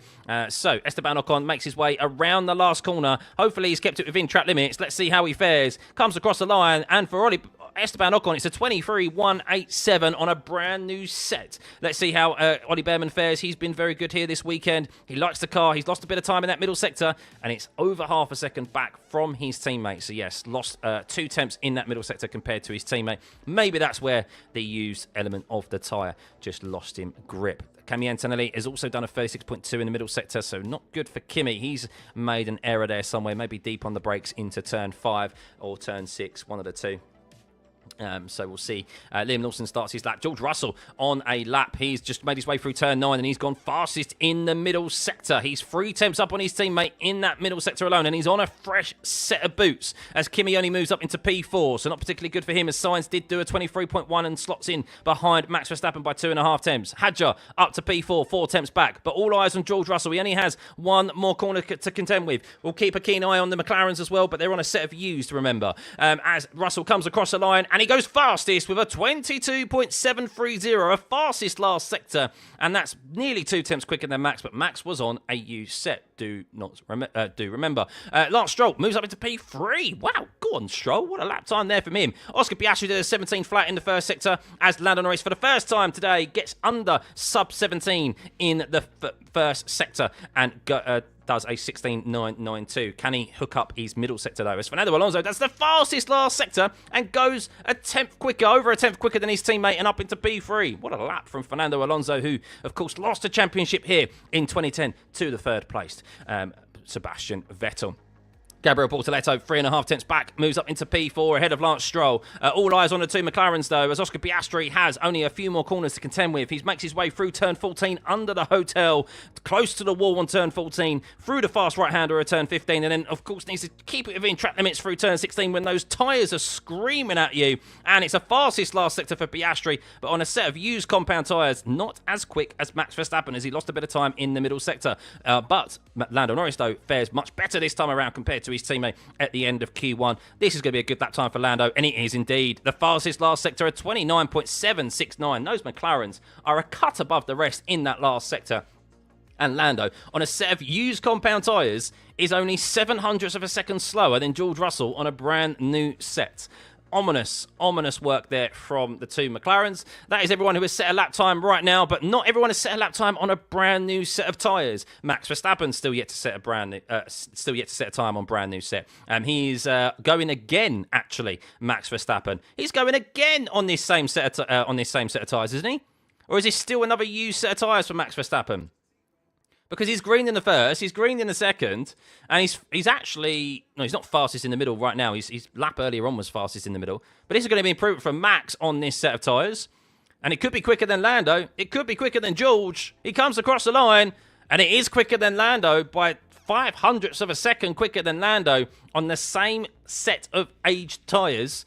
And that was a much better last sector for Max Verstappen. As we look through the sector times here, now, bearing in mind, this isn't necessarily on their fastest lap. This is their fastest sectors they have done in total across the laps that they have set. And you can see Max, in that last sector there, did finally make up some decent time on the McLarens, a 29.863, and that was on a used set. Lando Norris, a 29.769. Piastri did this time, this sector free time in the end of Q1. So he has potential to improve, of course, yet to set a lap time on a brand new set. The McLarens, okay in the first... I mean, it's very tight through the first sector. I mean, look, the top the top 9 are separated by less than a tenth in that first sector. The second sector, Max, that Red Bull, that is where it is quick. That's the strength of this Red Bull here, as it has been all season in the top speed sections compared to that of the McLarens, almost a tenth and a half quicker. And then the last sector doing very well to claw back some time. So it's going to be a close qualifying. Q3 is going to be very, very close. And I'll tell you what, Q2 is not over and done with by any means, with drivers still yet to set a lap on brand new sets. Charles Leclerc is one of those, as is Yuki Tsunoda, as is Ollie Behrman, as is Liam Lawson. Antonelli has improvements to make as well, as watch Charles Leclerc basically go sideways through the last corner on that set of used tyres, as he finds himself just over half a second behind George Russell in P1, and he's just in the bottom 5. It is Hadjar, Tsunoda, Antonelli, Behrman and Lawson, with Leclerc in P10 just half a tenth quicker than Hadjar in that 11th drop zone position. Oof. Mercedes on the top all over with Max. Pretty sure the Mercedes and maybe Alonso will play a role in the World Driver Championship. We'll see. We will see. So there is just under 5 minutes remaining of this session. 5 minutes remaining. No drivers out there yet. Of course, the later you go out, the more benefit it is to you with the track evolution. But of course, you run the risk, guys. You run the risk of those yellow flags, of those incidents, and your lap time not being improved. Where those who go out early and want the more safer option, they do improve and they get their lap time in early enough. So we'll see. We'll see. But welcome, everyone. Hope you're good. Hope you're good. Hope your Saturday is treating you well. Over 10,000 viewers right now. Hit the subscribe button if you haven't already. Surely there is just over 300 of you who have yet to hit the subscribe button. Let's get this stream to 70,000. Today, that would be absolutely amazing and round off this season positively, as Charles Leclerc is exiting the pit lane. He is on a brand new set. I imagine everyone now is going to be on a brand new set of tyres. But yeah, if you could hit that subscribe button, guys, it would be really, really appreciative. We still have just over 4 minutes, just under 4 minutes remaining of this Q2 session. Who is going to make it through? It does look like it's quite comfortable at the moment. I say at the moment for Verstappen, Norris and Piastri. But there is improvements for all 3 of those drivers and everyone else out there as well. So let's see. We know it's not been easy for either of the McLaren drivers. Max Verstappen has probably had the most comfortable qualifying session thus far. But it's all about getting into Q3, and that is where it matters. Saturday is great. Looking forward to tomorrow. Super excited now after what happened last week. Me, indeed. This weekend has taken a very long time to get here. I don't know about you guys. So, yeah, I'm so glad it's here now. And we are nearly going to be finding out who is on pole position with crunch time tomorrow. Will Lando be able to cope with the pressure? Oscar Piastri as well. Max Verstappen arguably is the most chilled out of those two because he's been here 4 times previously. He knows how to get it done. He's been in this position before. And, well, Oscar Piastri and Norris, they do seem calm and collected in interviews, but is that just a facade? What is going on inside their heads? We do not know, but they are behind the cockpit of the McLarens at the moment on the soft compound tyre. Brand new tyres for everyone up and down the grid here. Max Verstappen, is he going to be leaving the pit lane, or does he think he's okay? Are Red Bull going to risk this here, or are they just waiting and they're going to risk going out late? Or will Max Verstappen be the only driver to stay in the pit lane? This would be very bold from the Red Bull team. But Charles Leclerc will be the driver to first cross the line and to finish his lap here. So let's stay on board with Charles Leclerc, who's currently in P10. He's half a second, off of George Russell's fastest time with a 23.2 compared to George Russell's 22.7. And importantly for him, he is only less than half a tenth but ahead of Isaac Hadjar, who is in P11. So he's only just above the drop zone here, Charles Leclerc. He'll be looking forward to seeing the back of this Ferrari and never driving it ever again. That first sector is a 17.066. It's not green for Charles Leclerc in that first sector, but it's not too shabby. You're talking only a couple of thousandths of a second slower than his previous best. Yuki Tsunoda goes green in the first sector. He's looking to try and get into Q3 to try and at least help out his teammate tomorrow in what could potentially be his last race ever in F1 after being demoted to reserve and test driver for next season with Hadjar's promotion. But Charles Leclerc, he makes his way down the back straight into turn 9. And what will this second sector time be for Charles Leclerc? It's green. It's a sub 36 seconds, 35.9. 0.922. That's quick for Charles Leclerc. As Sainz goes purple in the first sector once again, as we have Oscar Piastri and Lando Norris not starting their lap time just yet, as Yuki goes quickest in the middle sector. That's the quickest out of anyone today. But can he keep it together in this last sector? He did this in Q1, but then lost it in the last sector. We'll keep an eye on Yuki Tsunoda, as Charles Leclerc only has one more corner to contend with. Is he going to be able to improve here? It does look like it, but we saw Lewis also on this same trajectory and foul, and Leclerc does improve and moves up into P4 in between the two McLarens. How about Yuki? Can he move up into Q3? He maybe can. He's given himself an opportunity. 3 tenths behind George Russell.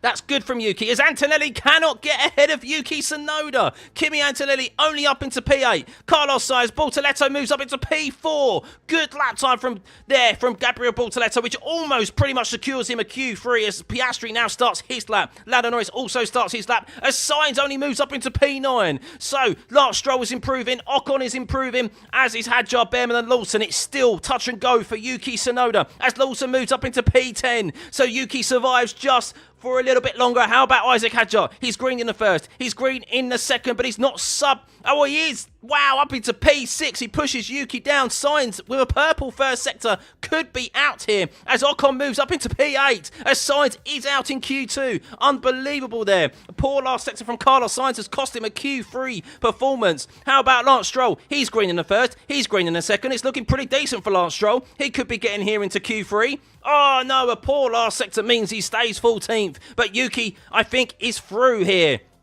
Yuki is through as Alonso moves up into P14. No, it's all about Behrman. Can Behrman knock Yuki Tsunoda out of Q3? Oh, out of Q2 and not into Q3? Oh, he can't. He can't. Wow. Ollie Behrman, Yuki Tsunoda, when it matters, gets through to Q3. And how important could that be for Max Verstappen's championship hopes tomorrow? Getting into Q3, he could potentially be utilised as a block, as we saw with Sergio Perez back in 2021. We will see, of course, but that is a great performance for Yuki into Q3 in his last ever qualifying session here for Red Bull. His last race, potentially his last race in F1. And he is in P10. We have lost Ollie Behrman, Carlos Sainz, Liam Lawson, Kimi Antonelli, Lance Stroll. But look at those gaps. From 15th to 1st, it is 3.5 tenths. From 10th to 1st, it's 3 tenths. Those 5 from 15th to 10th is separated by just over half a tenth. That is crazy lap times. Crazy close in what is over a 1/22nd lap here.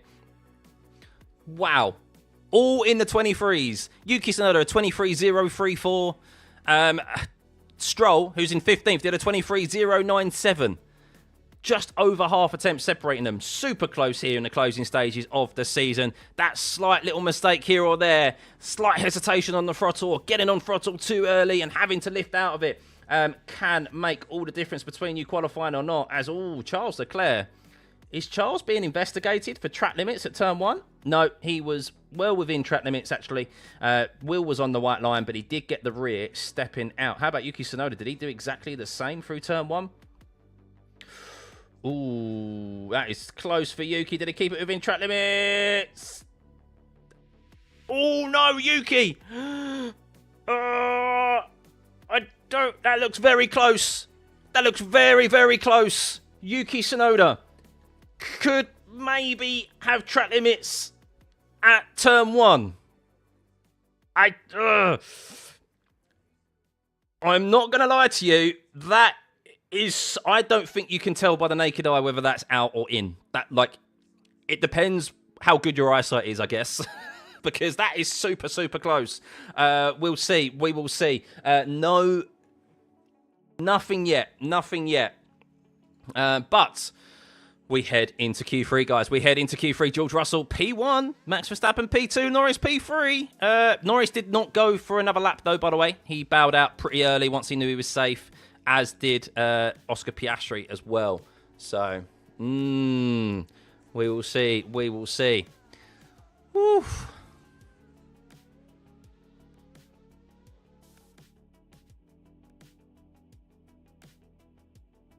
Right. Here we go. Not long to go. Not long to go until Q3.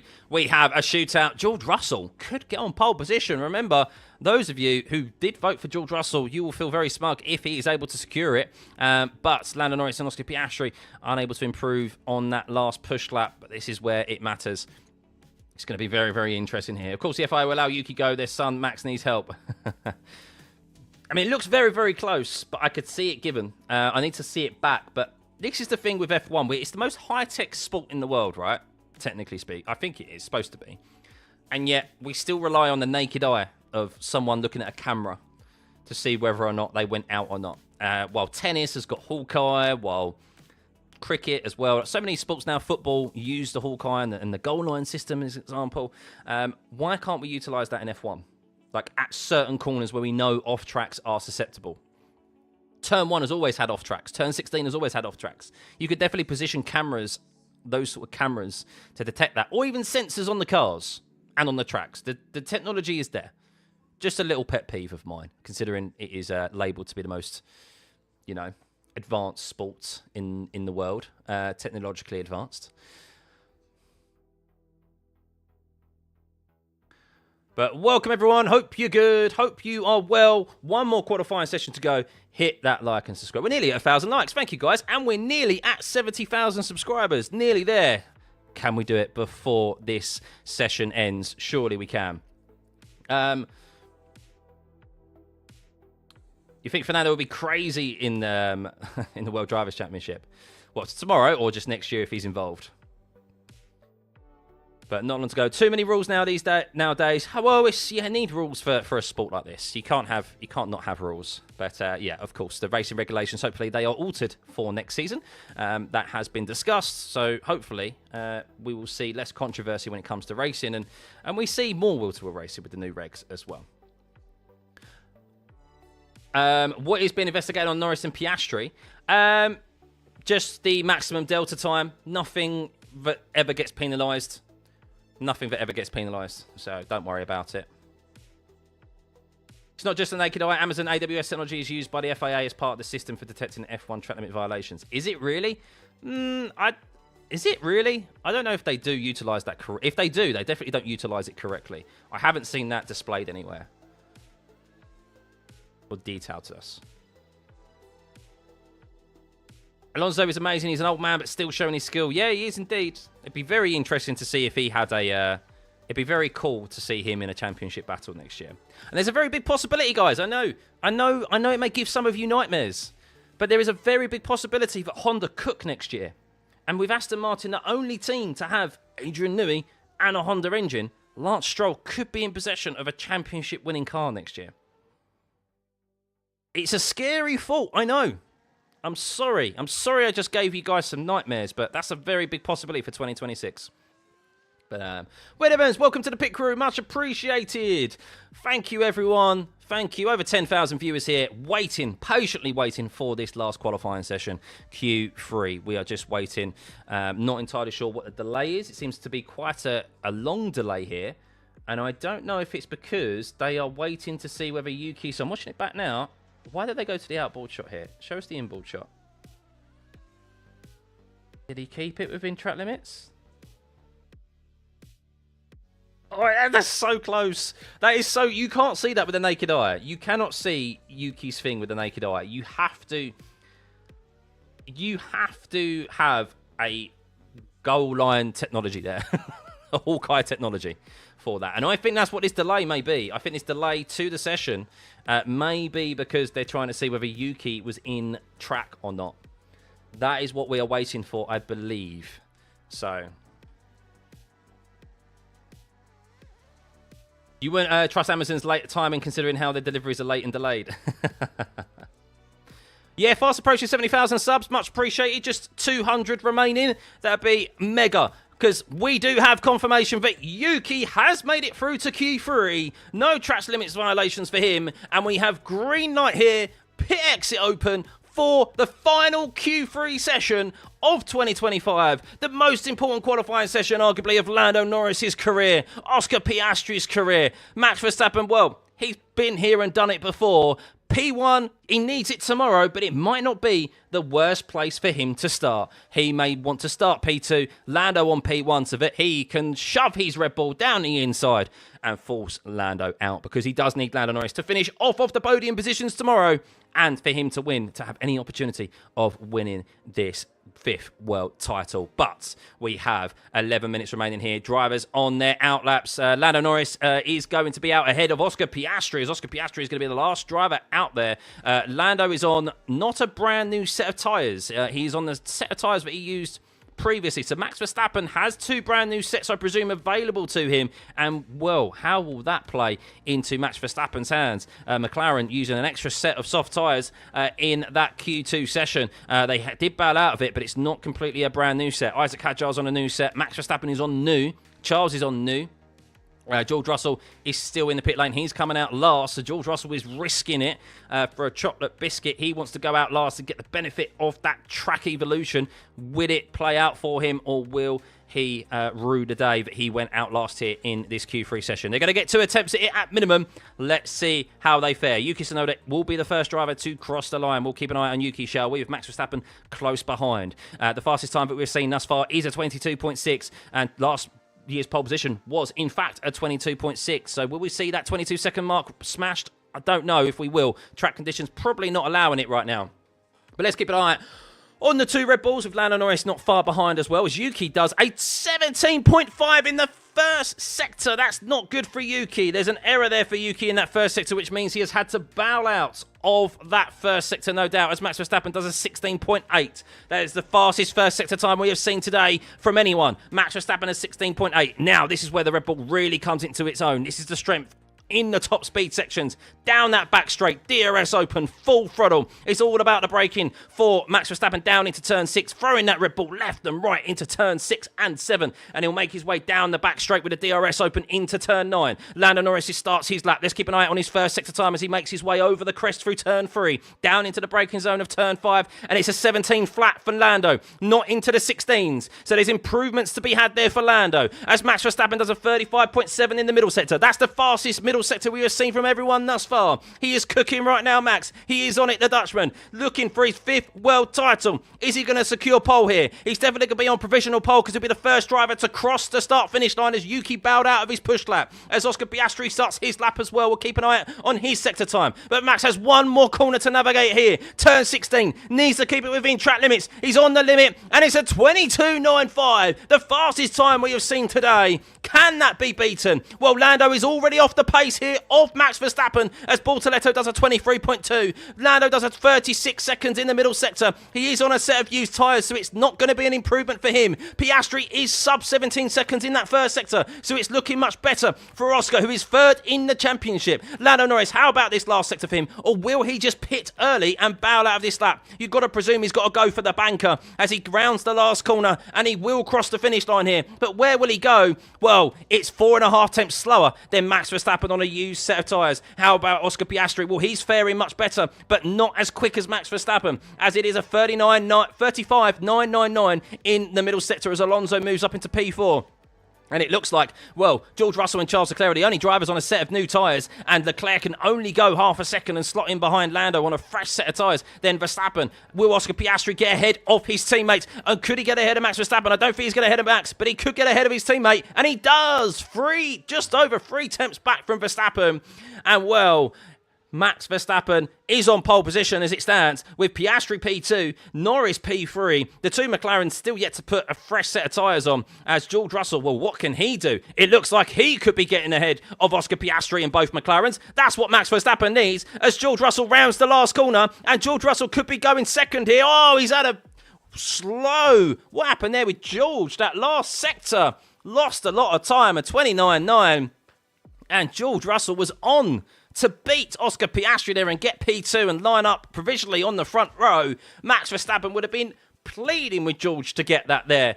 But George, bit of a mix-up. Where did he go wrong, George? Just watching the replay, and he's definitely lost time somewhere. I don't know where he's lost it, but that last sector has definitely cost him, and that is why he finds himself in 5th. And on a brand new set of tyres, that was George's moment to get ahead of the McLarens and put the pressure on.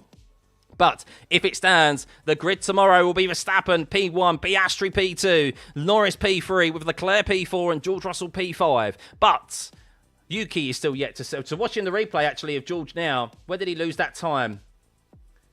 And, oh, George, big moment of oversteer on the exit of turn 14. Oh, my goodness, he went into a massive slide, and that's where he lost all that time. On opposite lock there, George Russell, a bit of rallying in an F1 car through turn 14.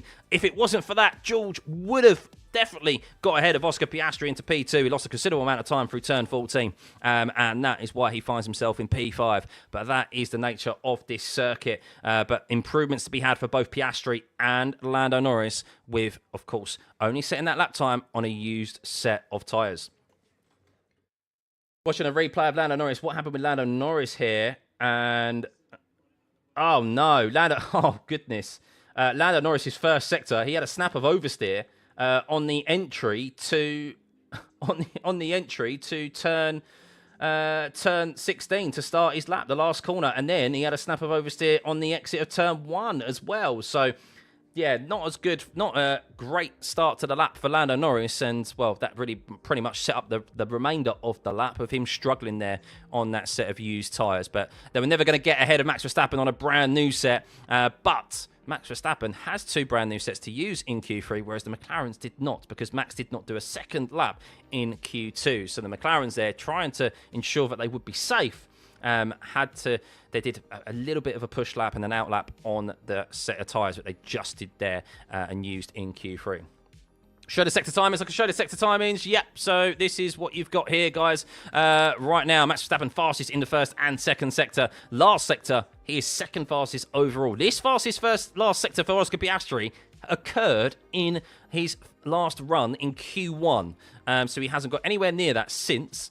You can see that Max Verstappen is arguably, so much quicker than the McLarens in the middle sector. And then the first sector, well, Lando Norris hasn't been able to match Max yet either. So Max on that brand new set of tyres doing wondrous things in Q3. And, well, he's applying the pressure. That's what Red Bull want to do. Can McLaren, can Lando, can Oscar cope with the pressure? So you do expect there will be improvements from both Leclerc and George Russell. And, well, also Fernando Alonso, Hadjar, Ocon, and Tsunoda. So, yeah, we've seen Tsunoda set a good, decent lap time earlier. But will he be able to get anywhere close to a low 22? I'm not so sure. Yuki, give him a really good toe here, a really good toe. So, Yuki was... Yuki gave Max a nice toe. So, Yuki is being deployed to help Max Verstappen, of course, in Q3. That's the benefit of having another driver being the number 1 driver. You have your second driver being utilised to your advantage, not just in the race, but in qualifying as well. So a little toe there helped Max Verstappen in Sector 2, and that's probably why it was so much quicker than it was before. But there'll be no assistance this time around, as Yuki Tsunoda finds himself out front. He is on a brand new set. Everyone will now be on a brand new set. And here we go. It's crunch time, guys. It is crunch time. Thank you for everyone for tuning in to the last run in Q3 of this season. We are close to hitting 70,000 subscribers. If you can do that before this session is over and done with, that would be absolutely amazing. What an achievement for myself personally this year. We'll be back, of course, for 2026. But we still have 2.5 minutes remaining of this session. And we have also the race tomorrow. Lots of permutations to take into consideration. Max Verstappen, of course, would love someone to put themselves in between Lando Norris. He'd love to be on pole position, Max. If he's not on pole, we'd love Lando to be on pole so that he can have an opportunity of forcing him out wide on the race start tomorrow.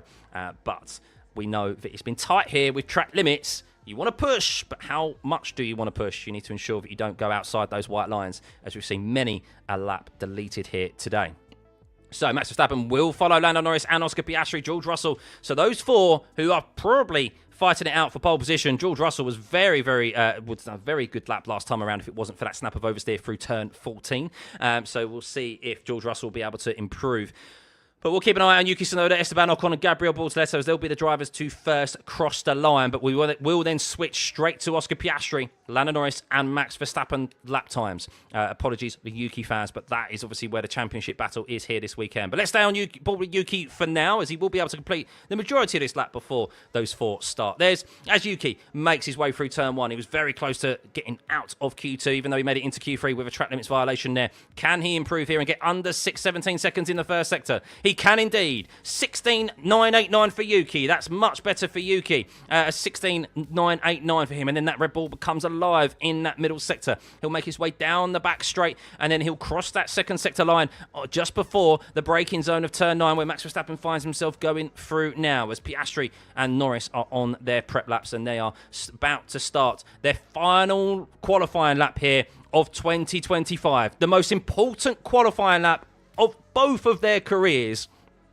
And will they be able to deal with the pressure? Yuki Tsunoda, what's his second sector time? 35.914. That's pretty decent for Yuki Tsunoda, but it's all about the last sector. As we'll stay on board now with Oscar Piastri, we will keep an eye on Yuki when he crosses the line as he makes his way through sector 3. But we'll go back to Oscar Piastri, the first of the championship contenders to be out there for this Q3 run, this last Q3 run of 2025, as Oscar makes his way down through sector 1, and it's a 16.919. That's good for Oscar Piastri. How about Lando Norris? Can he get sub 17 seconds through sector 1? We'll see as he makes his way through that section now, and it's all quicker just by a few hundredths than that of Oscar Piastri, his teammate, as Yuki crosses the line and moves up into P6. But he has his lap deleted for track limits at turn 1. But Max Verstappen goes faster even again than his first provisional pole lap, as he's done a 16.858. It's purple through there. George also sub 17 seconds. Oscar Piastri, this is where the McLarens have been weaker than that of Max Verstappen, but then they come alive in the last sector. As Oscar Piastri, what does he do for the middle sector? It's a sub 36 seconds.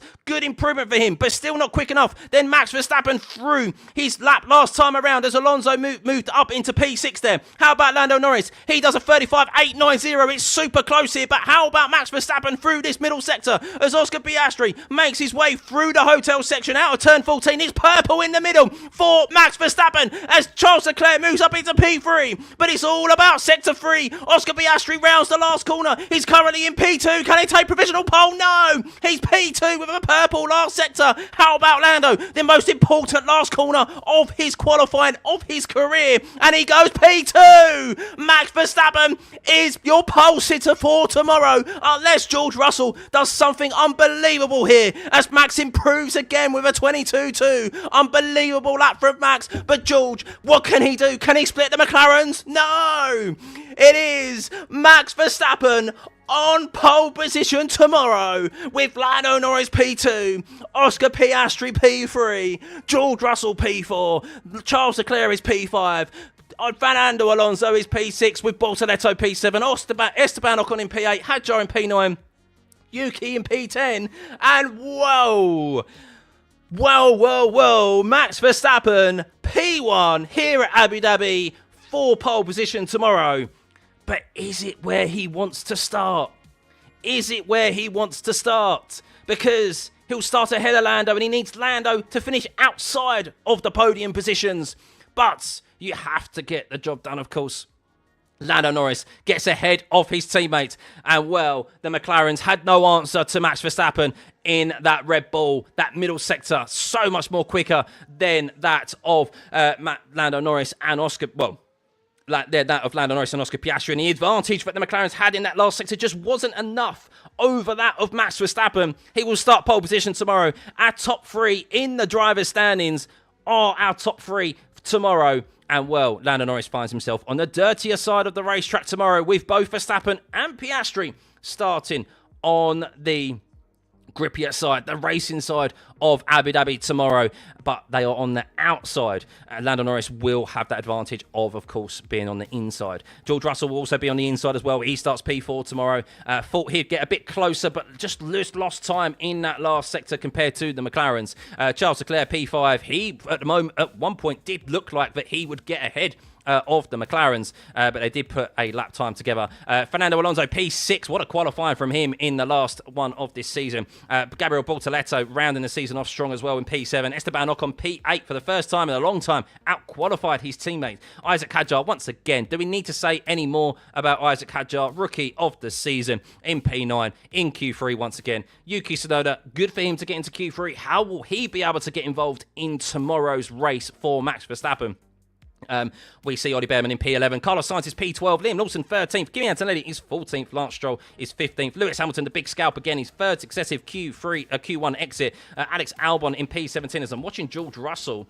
And George Russell. Oh, George Russell again.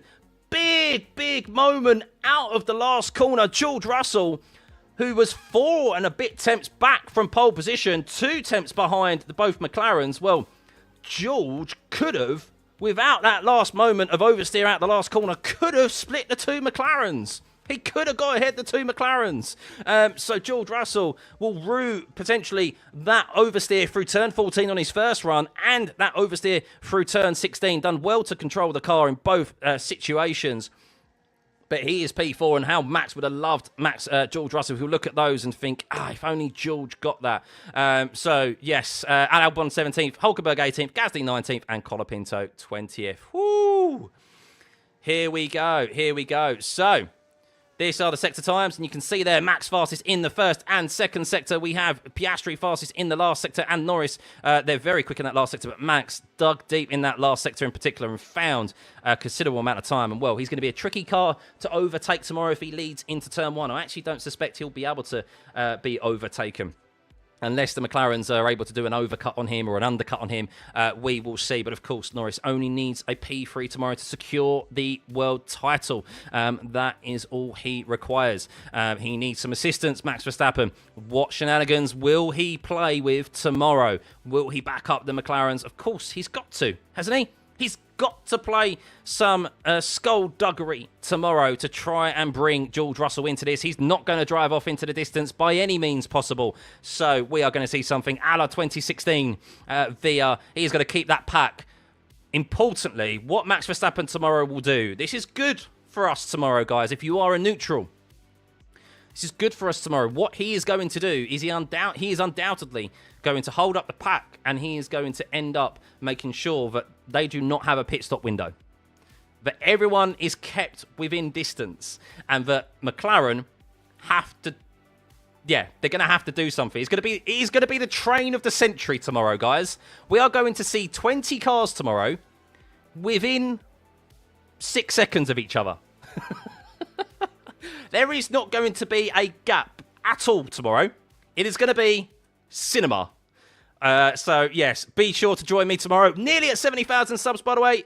Thank you for everyone who subscribed today. If you can hit that subscribe button and just get this stream to get this channel to over 70,000 before I end the stream, that'd be absolutely amazing. I hope you enjoyed that last qualifying session of the year. Said it was going to be good, and boy, oh boy, it was. But for Lando Norris, I mean, P2, he has the opportunity to get ahead of Max tomorrow. Can he do it, or will he just sit behind Max tomorrow? Oscar Piastri, of course, needs to finish P1. He has his own aspirations tomorrow. So he is going to be looking to overtake Lando, of course. And George Russell is someone who says, I don't care about the title. I'm racing for myself. So if he gets an opportunity, he will also do the same. McLaren race pace is better than everyone. Let Max scamper away, guard from behind. Well, I don't think Max will. This is the thing. And there were discussions about whether whether Red Bull would set the car up for qualifying or whether they would set the car up for race pace. And I think what you can see from this weekend in practice is that the McLaren does have the better race pace than the Red Bull. I don't think there's been any point this weekend where you look at the Red Bull and go, you know what, it's quicker than the McLaren. And I think they've taken a decision between the last practice session where they weren't looking like it. They weren't feeling comfortable in the car. Max was complaining about porpoising. I reckon they made the decision to go, do you know what? Our best opportunity of winning the race tomorrow is of winning a title tomorrow is leading from the front. We need to lead from the front because ultimately Max needs to win. He needs pole position, and they know McLaren particularly. If I'm looking at the data this weekend and I'm looking at where the McLaren's been strong and where the Red Bull's been strong, we spoke about it here in qualifying. The McLaren has been strong in arguably the first sector, the last sector, so much quicker than everyone else. You can't overtake in the last sector. You can't. So Max, Red Bull have gone, well, let's set the car up to be difficult to overtake. Like, let's set the car up for single lap pace, and then we know it's going to be difficult for the McLarens to overtake us because they just don't have the top speed where it matters, even if they've got better race pace than us, because we can control the race from the front. Max can get his elbows out. Norris isn't going to want to do anything too drastic. And I think it's a great strategy decision by Red Bull to potentially have set this car up for pole position and not necessarily for race pace, because race pace doesn't matter. They're not going to beat the McLarens on race pace if the McLarens qualify on pole and have clean air to drive into. Now they have the dirty air of Max Verstappen. They don't have the top speed to overtake him down the straights. And the only thing that may stop Max from winning this race tomorrow is a poor pit stop from Red Bull, or his tyres do generally start to fall off, and the McLarens can go longer in the race than that of Max. But it's going to be a race that we've never seen before with... Hang on. We're going to see a train of all trains tomorrow. Yeah, for sure. So... imagine Norris takes both him and Piastri. Well, look, it's going to be interesting to see how Lando deals with that race start tomorrow. He, of course, is going to be looking to launch into turn one. This is all on the basis of what I've just discussed here, of whether he gets P1 out of the first corner, Lando, or at the end of the first lap. Then he'll be able to build a gap, build a pit stop window. And, of course, safety cars are also a factor as well. Like this, yeah, there's a lot of things that can happen tomorrow. Matt should never have won his first championship. Well, we're not going to go back over that. Best hope is Lando Bot or Yuki dive bomb hold off McLaren. It's going to be interesting because Oscar's going to be punchy as well. Oscar's going to be thinking about himself and winning the race. And George Russell is going to play. So really, if Max leads out of turn one tomorrow, it doesn't matter how quick your car is overall. Max is just going to make it so difficult for them to overtake. So... here we thought Max was going to use Daniel Ricciardo's number next year. I know, after all that talk. Oscar will help Lando tomorrow as he has no chance now because Max will win the race 100%. Well, we'll see. There's still a long way to go. Still a very long way to go. George take P2 and hold position. We'll see. Hey, 70,000. Much appreciated, guys. Thank you. We achieved it even before we got one more race to go. Thank you. If quality has ended, then, yeah, you know, I'm going to go Max wins tomorrow and our Miracle Guy do something in turn. Maybe. Lewis should go to a smaller team. No. Poor from Lewis, though, of course. Poor from Lewis again. Driver error in that last sector. Don't know where it occurred, but driver error from last. I imagine it was a snap of oversteer similar to George. Something like that. My pleasure, Pat. My pleasure. One more race to go. So, should we run the poll again?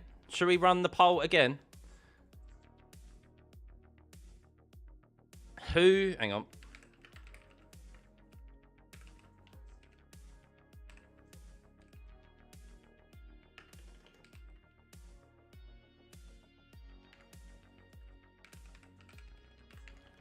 Oh, hang on.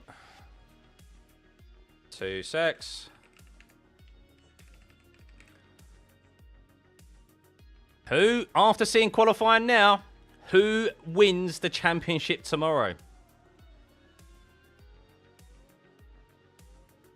Amazing Charles put that thing in P5. That is very true. 70, by the way, 70,000 subscribers. Thank you, guys. Fireworks. Oh, no, they're not working. Why is my fireworks not working? Hang on. Woo!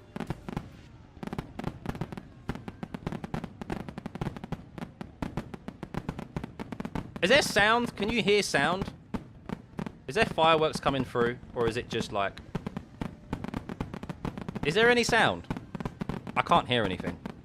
There is sound. Okay, so you can hear it. Cool. I can't hear it my end. So, thank you for the 70 subs, guys. Thanks. 70 subs, 70k. Cool. Okay, we'll win that. We'll win that now. There we go. Nice little fireworks session. We'll save it for the end of the race tomorrow. Save it for the end of the race. I'll see if I can add something else as well. I've just had a thought. I've just had a thought of something else I can add. Because it's the last race of the season tomorrow. Someone's going to win the world title. Someone's going to cross that finish line and know they've won the world title. We need something big, don't we? We need something big to go off. To round off what has been a brilliant... I say brilliant season. Look, it has still been a brilliant season. It's not my top ever season, but it's a great season. For what's been a great season, a championship decider, hopefully what is an interesting race, and from a personal standpoint, a great season for me as well. Is there a separate podium for the final World Drivers' Championship placements? No. Celebrations, yes. So they will celebrate, of course, the World Drivers' title if someone wins it while not being on the podium. But yeah, I imagine they'll have something separated for that. So,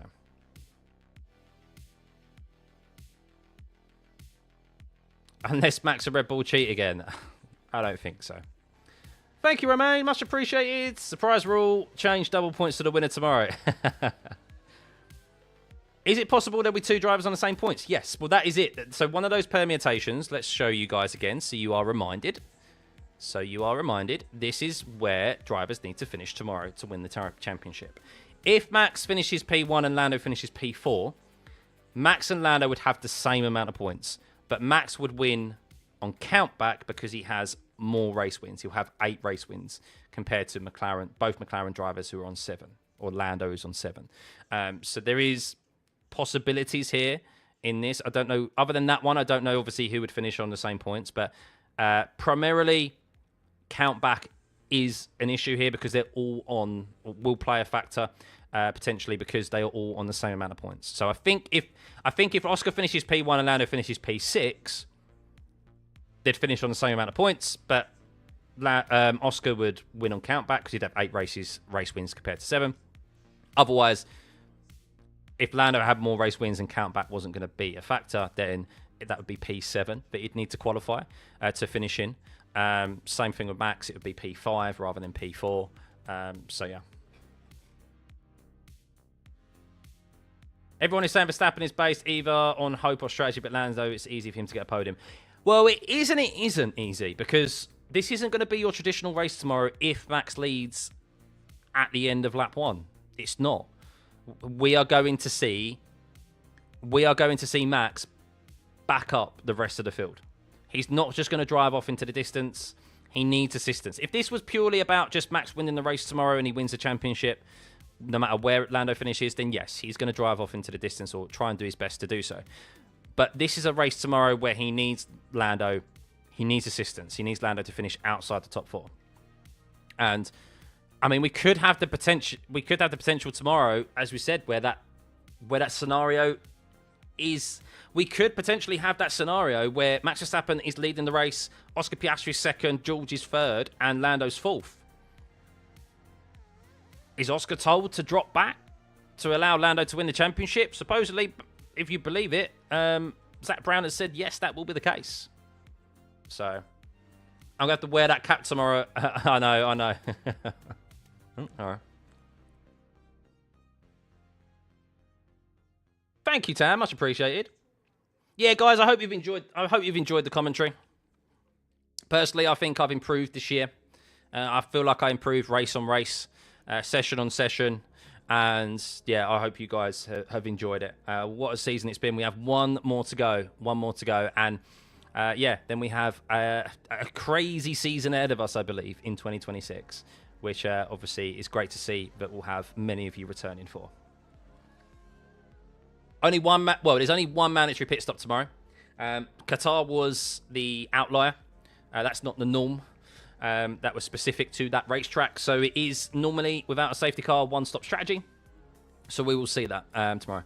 What time am I streaming tomorrow? I am going live 1.5 hours before the race begins. I know. So that's 11:30 UK time. The stream is already up. You can go set that up.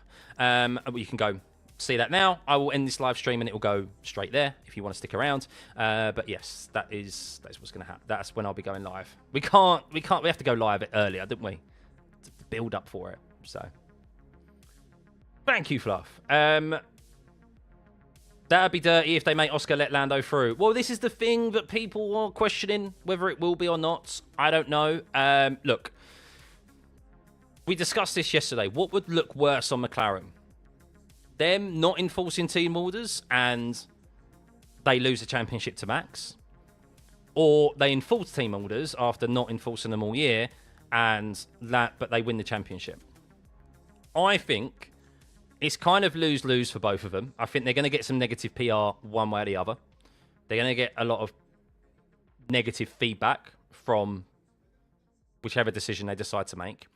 But I think in that, you make sure that out of the best scenario out of those two is to make sure that one of your drivers at least wins the championship.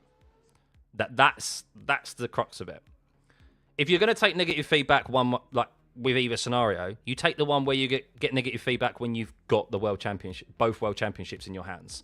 So, yeah, we'll see how it plays out for them.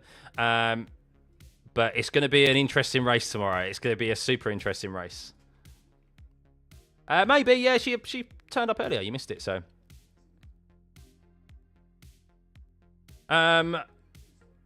Lando wouldn't want to win the World Drivers' Championship by Piastri giving up position. No, he wouldn't. He wouldn't. But however, like, would you rather win or not? Like, when you look back on it, yeah, it doesn't matter if Oscar... Like, when you look back at it, I'm sure Lando in the future isn't going to tell his grandkids, oh, yeah, but I was... Like, in the last race of the season, my teammate let me buy to win the championship. No, he's going to tell his grandkids, I won the World Championship in 2025. People will remember it for that. And that's what people remember overall, so... imagine admitting the only way Max can win is by playing dirty. It's not playing dirty tomorrow, but the only way Max can win tomorrow is by having some outside assistance. And there are ways of doing that legally. And one of those ways will be by backing up the rest of the field tomorrow. So, McLaren gets negative feedback after Red Bull has made the car only for Max for years. Red Bull destroys the careers of the second drivers for years, but McLaren gets negative feedback. Oh, that's the fact. That's F1 fans, isn't it, Luco, at the end of the day? Look, they've given both of their... I don't think what they've done this year is admirable. But I think at some point they had to make both drivers. I mean, they've been arguably too fair this year. But the drivers also have to take some responsibility as well. They've allowed Max to come back into this championship by having the crashes that they've had.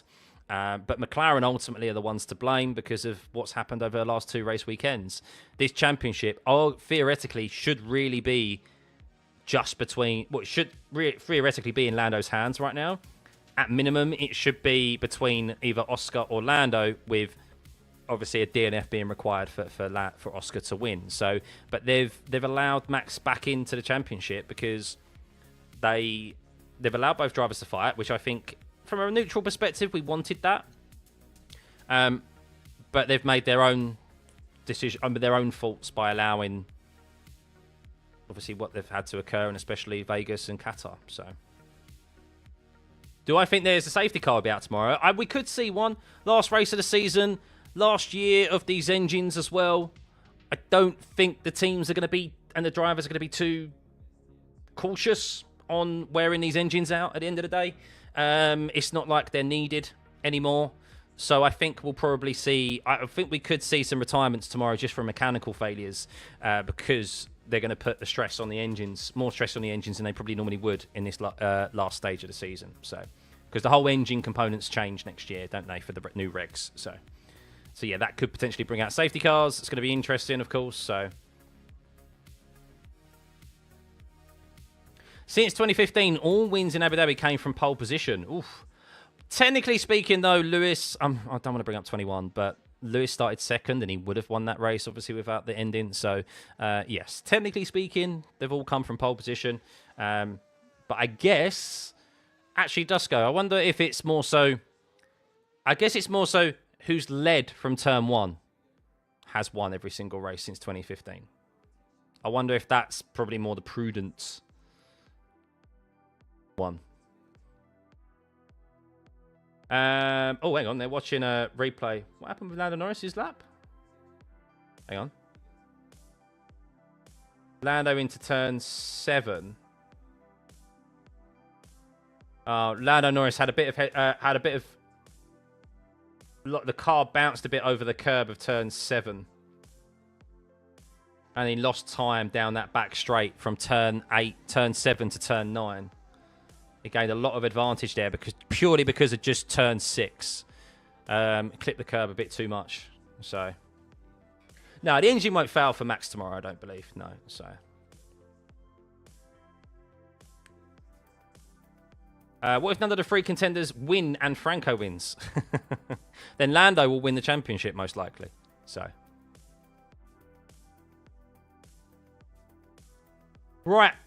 What a grid we have tomorrow. Let's run through our grid one more time, guys. And then I think I'm going to call it a day. Because what a day it has been. We've achieved 70,000 subscribers. We have a great lineup for tomorrow. Let's run through that. We have Max Verstappen on pole position with a 22.2. Lando Norris, P2. He lines up on the dirtiest side of the racetrack tomorrow, but on the inside line. He has an opportunity to get ahead of Max into turn 1. Can he do it? Oscar Piastri, P3. Unable to pip his teammates, but the top 3 in the Drivers' Championship are lining up on the front 3 slots tomorrow. George Russell in P4. He'll be looking to get ahead and run his own race, of course. Charles Leclerc in P5. What a wonderous job that is to get that Ferrari into P5. Fernando Alonso, P6, rounding off this season strong. Will he be able to stay there in the race? We'll see. Gabriel Bortoletto in P7. What a last qualifying session for him. Esteban Ocon, P8. Finally out-qualified Ollie Bearman, so a good season ending for him. Remember, Ocon didn't participate in this race last year because he left Alpine a race early and Jack Doohan took his seat. Isaac Hadjar, another Q3 performance. How often have we said that this year? Yuki Tsunoda getting into Q3 for his final ever potential race in Red Bull and in F1. Ollie Bearman in P11. Looked like probably an error there, really, for Ollie Bearman not to get into Q3. It was so close, of course, from 15th to 11th, 10th. Very, very close. Less than a 10th separating them. Ollie Bearman, 11th. Sainz, 12th. He also made a mistake in the last sector. Otherwise, it would have been another Q3 for Sainz. Lawson, 13th. Antonelli, 14th. Stroll, 15th. Lewis Hamilton, we know the struggles of him this season, particularly at the end of this season. Another Q1 exit for him. His first successive Q1 exit after the sprint race and the full race in Qatar. He's in 16th. Albon is 17th. Hulkenberg is 18th.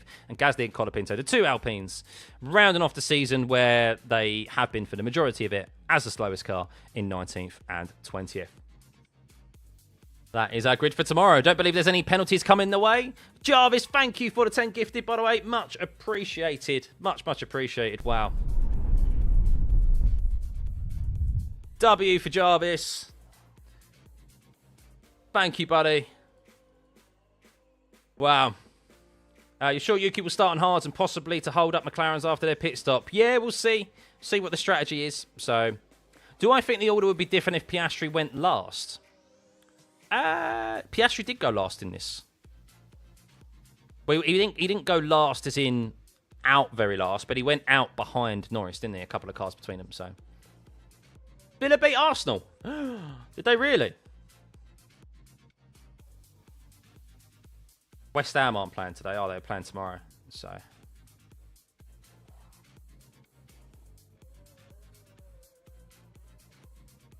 Ooh. So, don't know if you guys can see this. I'll show you. This is the track limits Yuki had.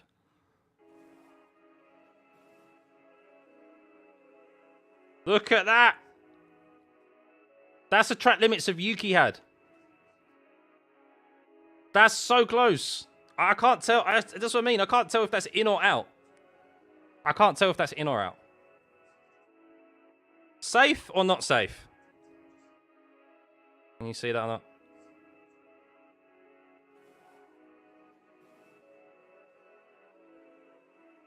Front left looks on, doesn't it? I mean, it's so close. It's so blurry. Depends on the pixels. It's probably a couple of pixels out. Super close. Safe.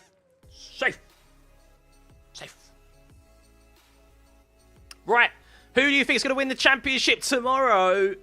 After seeing that, Max Verstappen, 69. Ooh, 69. I wouldn't think I'm 34 years old, would you? 69. Ooh. But Max Verstappen wants that number next year. I think Max Verstappen actually doesn't want to win the World Championship next year. There's a theory. I think Max doesn't want to win his fifth world title next year because I think he genuinely... I mean, he doesn't have to take the number 1, by the way. He doesn't have to take number 1. But he wants... I think he really wants 69 as his number next year. Norris, 26%. Piastri, 5%. Yeah. I'm going to end that poll. Without a last sector mistake, Russell is on par with the McLarens. Yeah, no, I agree. We discussed this earlier, Dusko. I think Red Bull have made the conscious decision to set that car up for single lap pace there. Because their only opportunity of winning this race, I think, is leading from the first corner, which is getting pole position. You look at the practice sessions this weekend, other than FP1, he wasn't close to really the McLarens, especially when it came to push laps, race pace. And I think they just saw that they need to get pole. They need to set that car up to be difficult to overtake. It's quick in the first and second sector where the top speed matters. The last sector, I mean, Max did wonderful things to hustle that Red Bull around the last sector, so he wasn't slow by any means in that last sector. But the McLarens quite evidently do have, I think, a better race car. And if they led from the front, they would just drive off into the distance. Whereas Max can, as we've seen this year, it's very difficult to overtake. Even here, the McLaren's strength isn't in the top speed sections, which we've seen this season, which is where it is Red Bull's. And Max will be able to just hold up the McLaren's pretty much. And I think that's what we're going to see tomorrow. If Lando doesn't get ahead into turn 1. So. Do I think Norris would somehow drop to P4 in order for Max to win? I mean, there's a potential he could. He could get a slow start tomorrow. There might be a safety car where they don't pit at the right time, as we saw last time out in Qatar. Like this, there's a lot of variables tomorrow still. There's a lot of variables. And the best way for Lando to take control of this race tomorrow is to lead into turn 1, which he very well could do.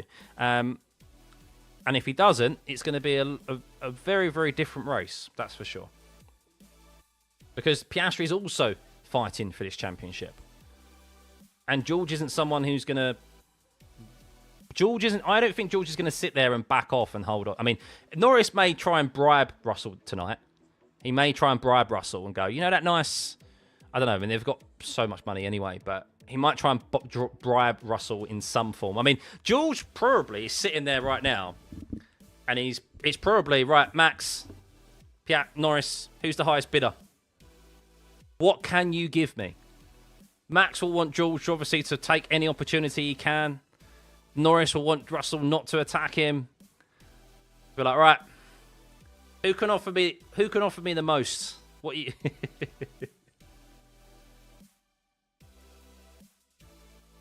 Do I think that Yuki... No. I don't want anyone to do that. The last thing George wants is for Max to win. He won't make trouble. I don't know. Really? I don't know. George is a smart boy. I mean, ultimately, they all kind of don't want to get involved in the championship battle, probably. But they also... George will probably like a podium. Like, he's fighting for himself as well. So... Lando has a disadvantage at the start because he's on the dirty side of the track. He is indeed. But people have led into the first corner before from second place. But it is more difficult for sure. Lando's better off asking Lewis. Yuki must hold Lando after his pit. So this is the strategy that I think is going to be deployed tomorrow. I think what we'll see, if Max leads into turn 1, or at the end, basically into turn 1, he's going to hold up both McLarens. He's going to hold up the whole field. Because the last thing that he wants is for there to be a pit stop window for McLaren. Like, he wants to be able to use any assistance that he can, i.e. Yuki, i.e. like Hadjar. Like, he needs some assistance. So if he just spreads out the field, because the McLarens will be able to follow Max. George maybe, but I think George will probably eventually fall off. Like, those front three could probably pull out a decent gap quite quickly on the rest of the field. But that doesn't benefit Max when he needs assistance. So it's going to be a crazy race tomorrow.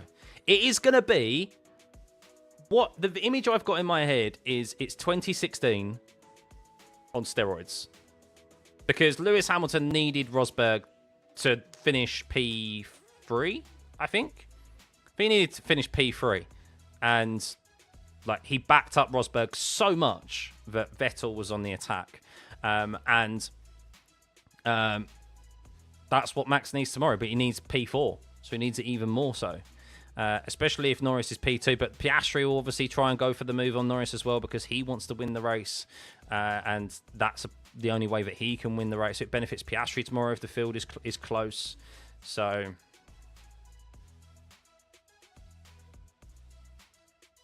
Yuki catching up from P10 to the front would be a monumental task. He's not going to catch up to the top 10, but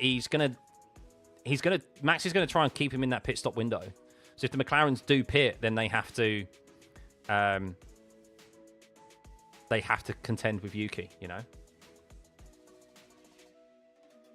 The racing line moves from left to right, so it's more or less down the middle where they line up on the grid. Qualifying's already done. Yeah, we just finished qualifying.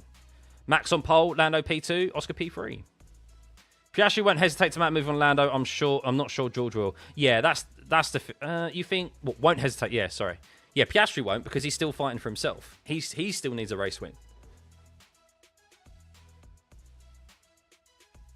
Russell and Max have a big argument before. Do you think it will affect the race somehow? No, they look like that's all in the past, but they're good friends. Have you seen them? They're really pally actually, Max and George. Not only the car, but Max, GP, Hannah, and Laurent Mekies needs to go all out tomorrow. It's going to be a symphony watching these professionals work like a well-oiled machine. Going to watch live tomorrow. It's going to be very intriguing. Very, very intriguing.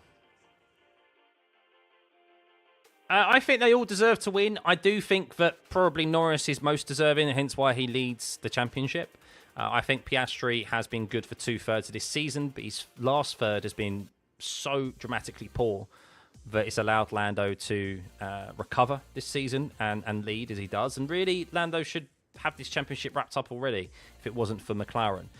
So I think the championship... I mean, I can see what people say Max deserves to win the championship this year. He's shown tenacity and he's shown in sport that sometimes you just need to keep the pressure on and just stay in it. Just stay in the match because your competitors can trip up over themselves, and that's what he's seen this year. And look, he's stuck it on pole here, and he's applying even more pressure on the McLarens for tomorrow. So I still think the McLaren drivers will do. See, I actually have faith the McLaren drivers have what it takes to do it out on track tomorrow. Like, I believe Norris will be fine tomorrow out on track. What I don't have faith in is McLaren. I don't have faith in the pit wall. I don't have faith in the pit crew. Because we've seen what has happened the last 2 race weekends. And we've seen the slow pit stops throughout this season. And if this pack is really bunched up, then like it's gonna be a very intriguing one tomorrow. McLaren need a split strategy, makes it harder to predict for Red Bull. Yeah, well, I imagine the race debrief, the quali debrief now and the preparation for tomorrow is going to be extensive, of course. Planning for any permutation. There's going to be plan... They're probably going to go all the way down to like plan F. A, B, C, D, E, F, G maybe, even down onto plan G. There's going to be a lot of scenarios probably prepped for tomorrow that the driver's going to have to...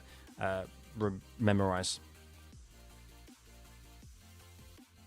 Lando's always been very good at playing it safe, if not in contention. He's like George, very by the book of way of racing. Yeah, I mean that's partly why that's one of the reasons why he's leading the championship as he is, because he played it safe in Baku. He picked up points there. He plugged away, and he found himself end of Vegas before the disqualification a 32-point lead over Piastri, and it was more than that over Verstappen. So. Yeah, he has done what it has taken here, but McLaren have gifted this championship back to Verstappen, and they find themselves tomorrow. I mean, will Lando be punchy and go for a move on Max? I don't know. I mean, we're all sitting here thinking that Lando will play it safe, but maybe Lando will be like, I've got to, because Lando, if he finds himself held up by Max, I mean, he's got Oscar behind him. How is Oscar going to go? Is Oscar going to send it on a move? Like, it's going to be so intriguing to see. And Max still has to manage to pace somewhat at the front. He can't just he can't go considerably slow because the McLarens will have better traction probably out of some of the corners, and they'll still have DRS. So it's going to be a tasty first few laps tomorrow, and it's going to be a tasty Abu Dhabi race. I really hope so.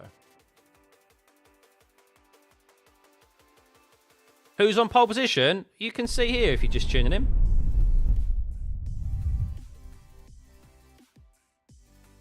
Well, I guess it depends. I guess it depends, doesn't it, Rob? If like, if there is an opportunity for them to go for it, like if they're really... Because that back straight is really long, and I guess it depends on the delta, doesn't it? Like, that DRS may be quite efficient for the McLarens on the Red Bull. And they may actually get such a slipstream that they're able to overtake Max before they even get into turn 6. So, yeah. I mean, this is all on the basis that Max is able to hold off the McLarens. But the McLarens may just have so much more traction and look after their tyres so much better than Max, even though Max has clean air. But they are able to overtake him or overcut him, maybe, in the race. We'll see. Russell takes it to P1 tomorrow, you reckon? I don't think so. Red Bull has more straight line, though. It does. It does. Let's have a look at top speed, shall we? Let's have a look. Speed trap. I mean, yeah. The actual speed trap, Max has 330. Norris is 329. I mean, there's only 1 kilometre difference. Sector 2, though, that's where really, look, the pace picks up 3 kilometres an hour difference.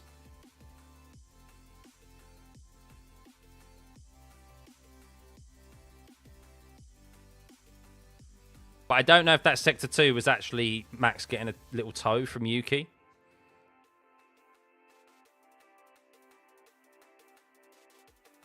But yeah, I mean, that is obviously a difference, isn't it?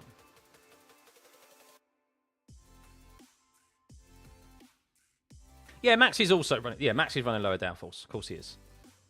It's going to make it more... Because the only overtaking opportunities here are really down into turn 6 and turn 9.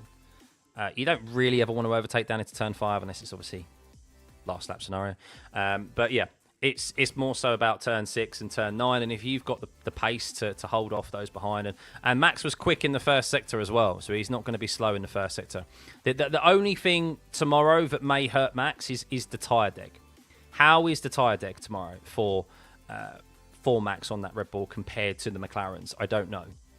I really don't. Obviously, Max will have clean air tomorrow if he leads after the first corner. The McLarens won't. So that will play a factor, of course. That may offset any advantage that the McLarens have over Max. And Max is definitely going to want to keep them in his dirty air and hold them up. So, yeah, it's just interesting. It's just interesting. The McLarens are good in dirty air, actually. They're just not good at overtaking because they don't have the top speed. That's the problem. Dirty air is, I would say, like they're good in a sense of that they're able to manage their tyres and stop the sliding so much, but they don't have the top speed necessary. So they've always set their cars up this year to lead from the front. They haven't set their cars up to, like overtake basically. Red Bull strategy will be doing something like pitting Yuki early, and if McLaren try and undercut, he backs off and backs them up. I don't know. This is so interesting with all the different scenarios. Exactly. It's so cool. It's so cool what could potentially happen tomorrow. Can I please compare long runs? I don't have that information to hand right now, unfortunately, so I can't do that. What are the odds of Oscar winning it? I'll tell you. I will tell you. I bet they've gone higher. So I looked at him yesterday, and he was 14-1. I don't know what that is converted to US, but it was 14-1.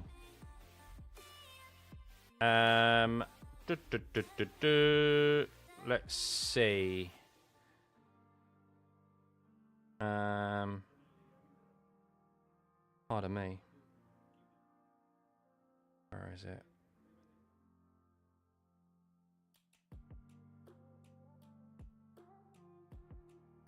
He's 18-1. He's 18-1. Lando's still favourite for the title. He's 2-9 on. And then Max Verstappen is 10-3. And then to win the race tomorrow, Max is odds on.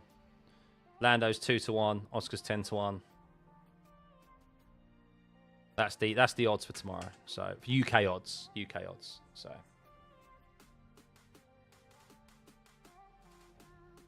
Crazy, Rob. Crazy if he does win that. So, but there we go. There we go. Yes, pole position for tomorrow, if you have just tuned in, is Max Verstappen from Lando Norris with Oscar Piastri in P3, George Russell P4.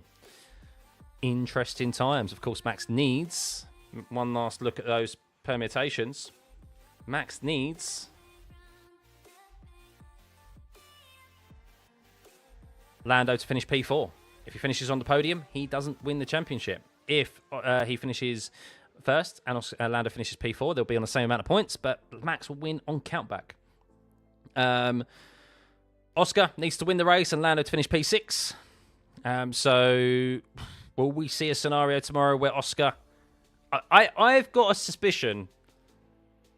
I mean, I've got a suspicion what's going to happen tomorrow. I could just see it now. They've spent the whole year...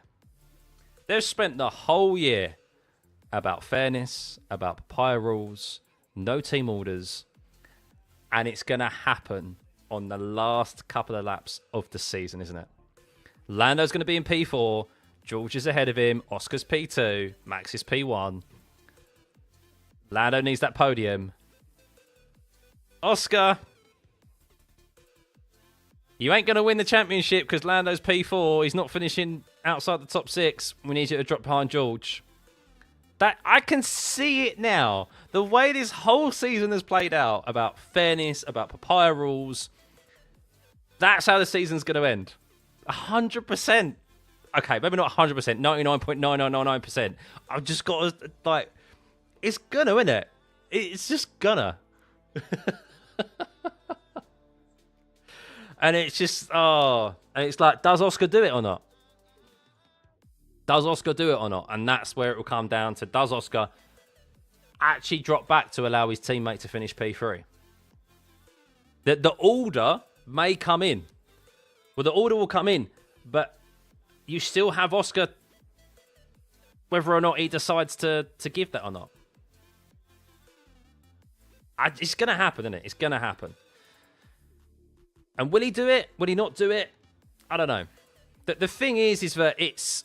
You burn a lot of bridges if you don't do it. That's the thing. And I do suspect, from someone I know who used to work at Red Bull, he got a bonus. The whole team got a bonus when Max Verstappen won the driver's title. They would have got one for constructors, but they also got one for the drivers. And I suspect they also will get another bonus as well. They probably got one for the constructors, but they'll also get a bonus for winning the drivers as well. Now, you're not just obviously thinking about yourself, but like, you'll then have to go back to the factory and everyone has to look at you that you didn't get them a bonus because you decided that you weren't going to give up the positions, whether you believe it's right or wrong or not. Like, would you want to win it like that? I don't know. But then also you look at it and you go, I've outperformed him. I think in the moment you'd feel a bit bittersweet about it. But then you could say the same thing about Max Verstappen in 2021, Rob. Like, really? Like, you could say, would you want to win the championship like that? Didn't stop Max from absolutely celebrating his head off, did it? And it didn't stop the Red Bull garage from celebrating their heads off. So, like, winning a championship is winning a championship at the end of the day, and that's what people will remember. And you could, unlike, obviously, that situation, like here, Nando could kind of sit back and go, well, McLaren F'd me over for the last 2 races. I should have this wrapped up now already. I put myself in this position. Just thinking it from that kind of perspective, so.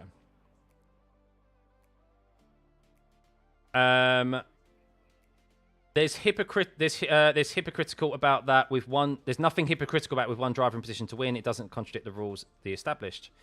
Yeah, I don't know, because they've this is the messy thing about papaya rules, isn't it? Really.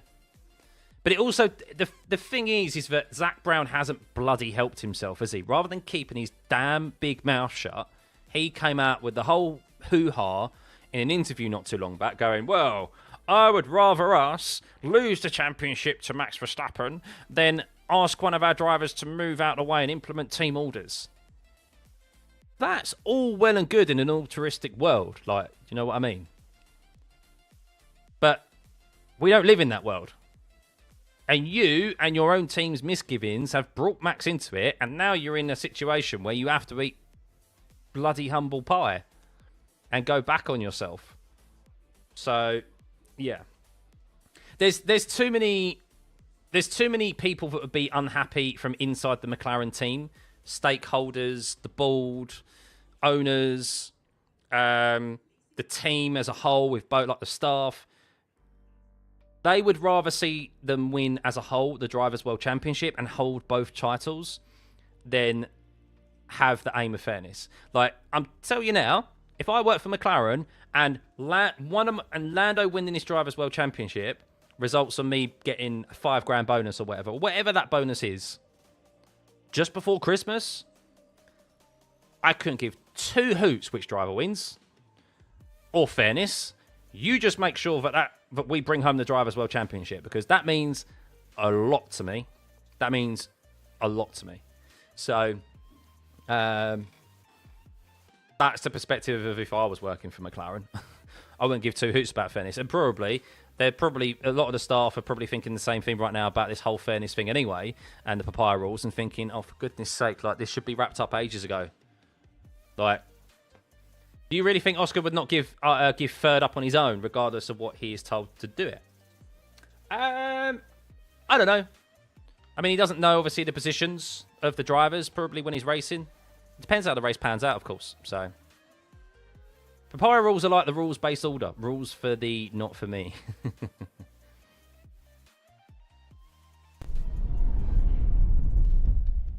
But, yeah. I think if Oscar... Put it this way, I think if Oscar didn't do it, I think you'd see him in McLaren for one more year max, and he'd be gone. Because I think he would burn so many bridges, and I think a lot of people would be pissed at him. And I think that relationship would massively break down, and he'd be moved on at the end of 2026.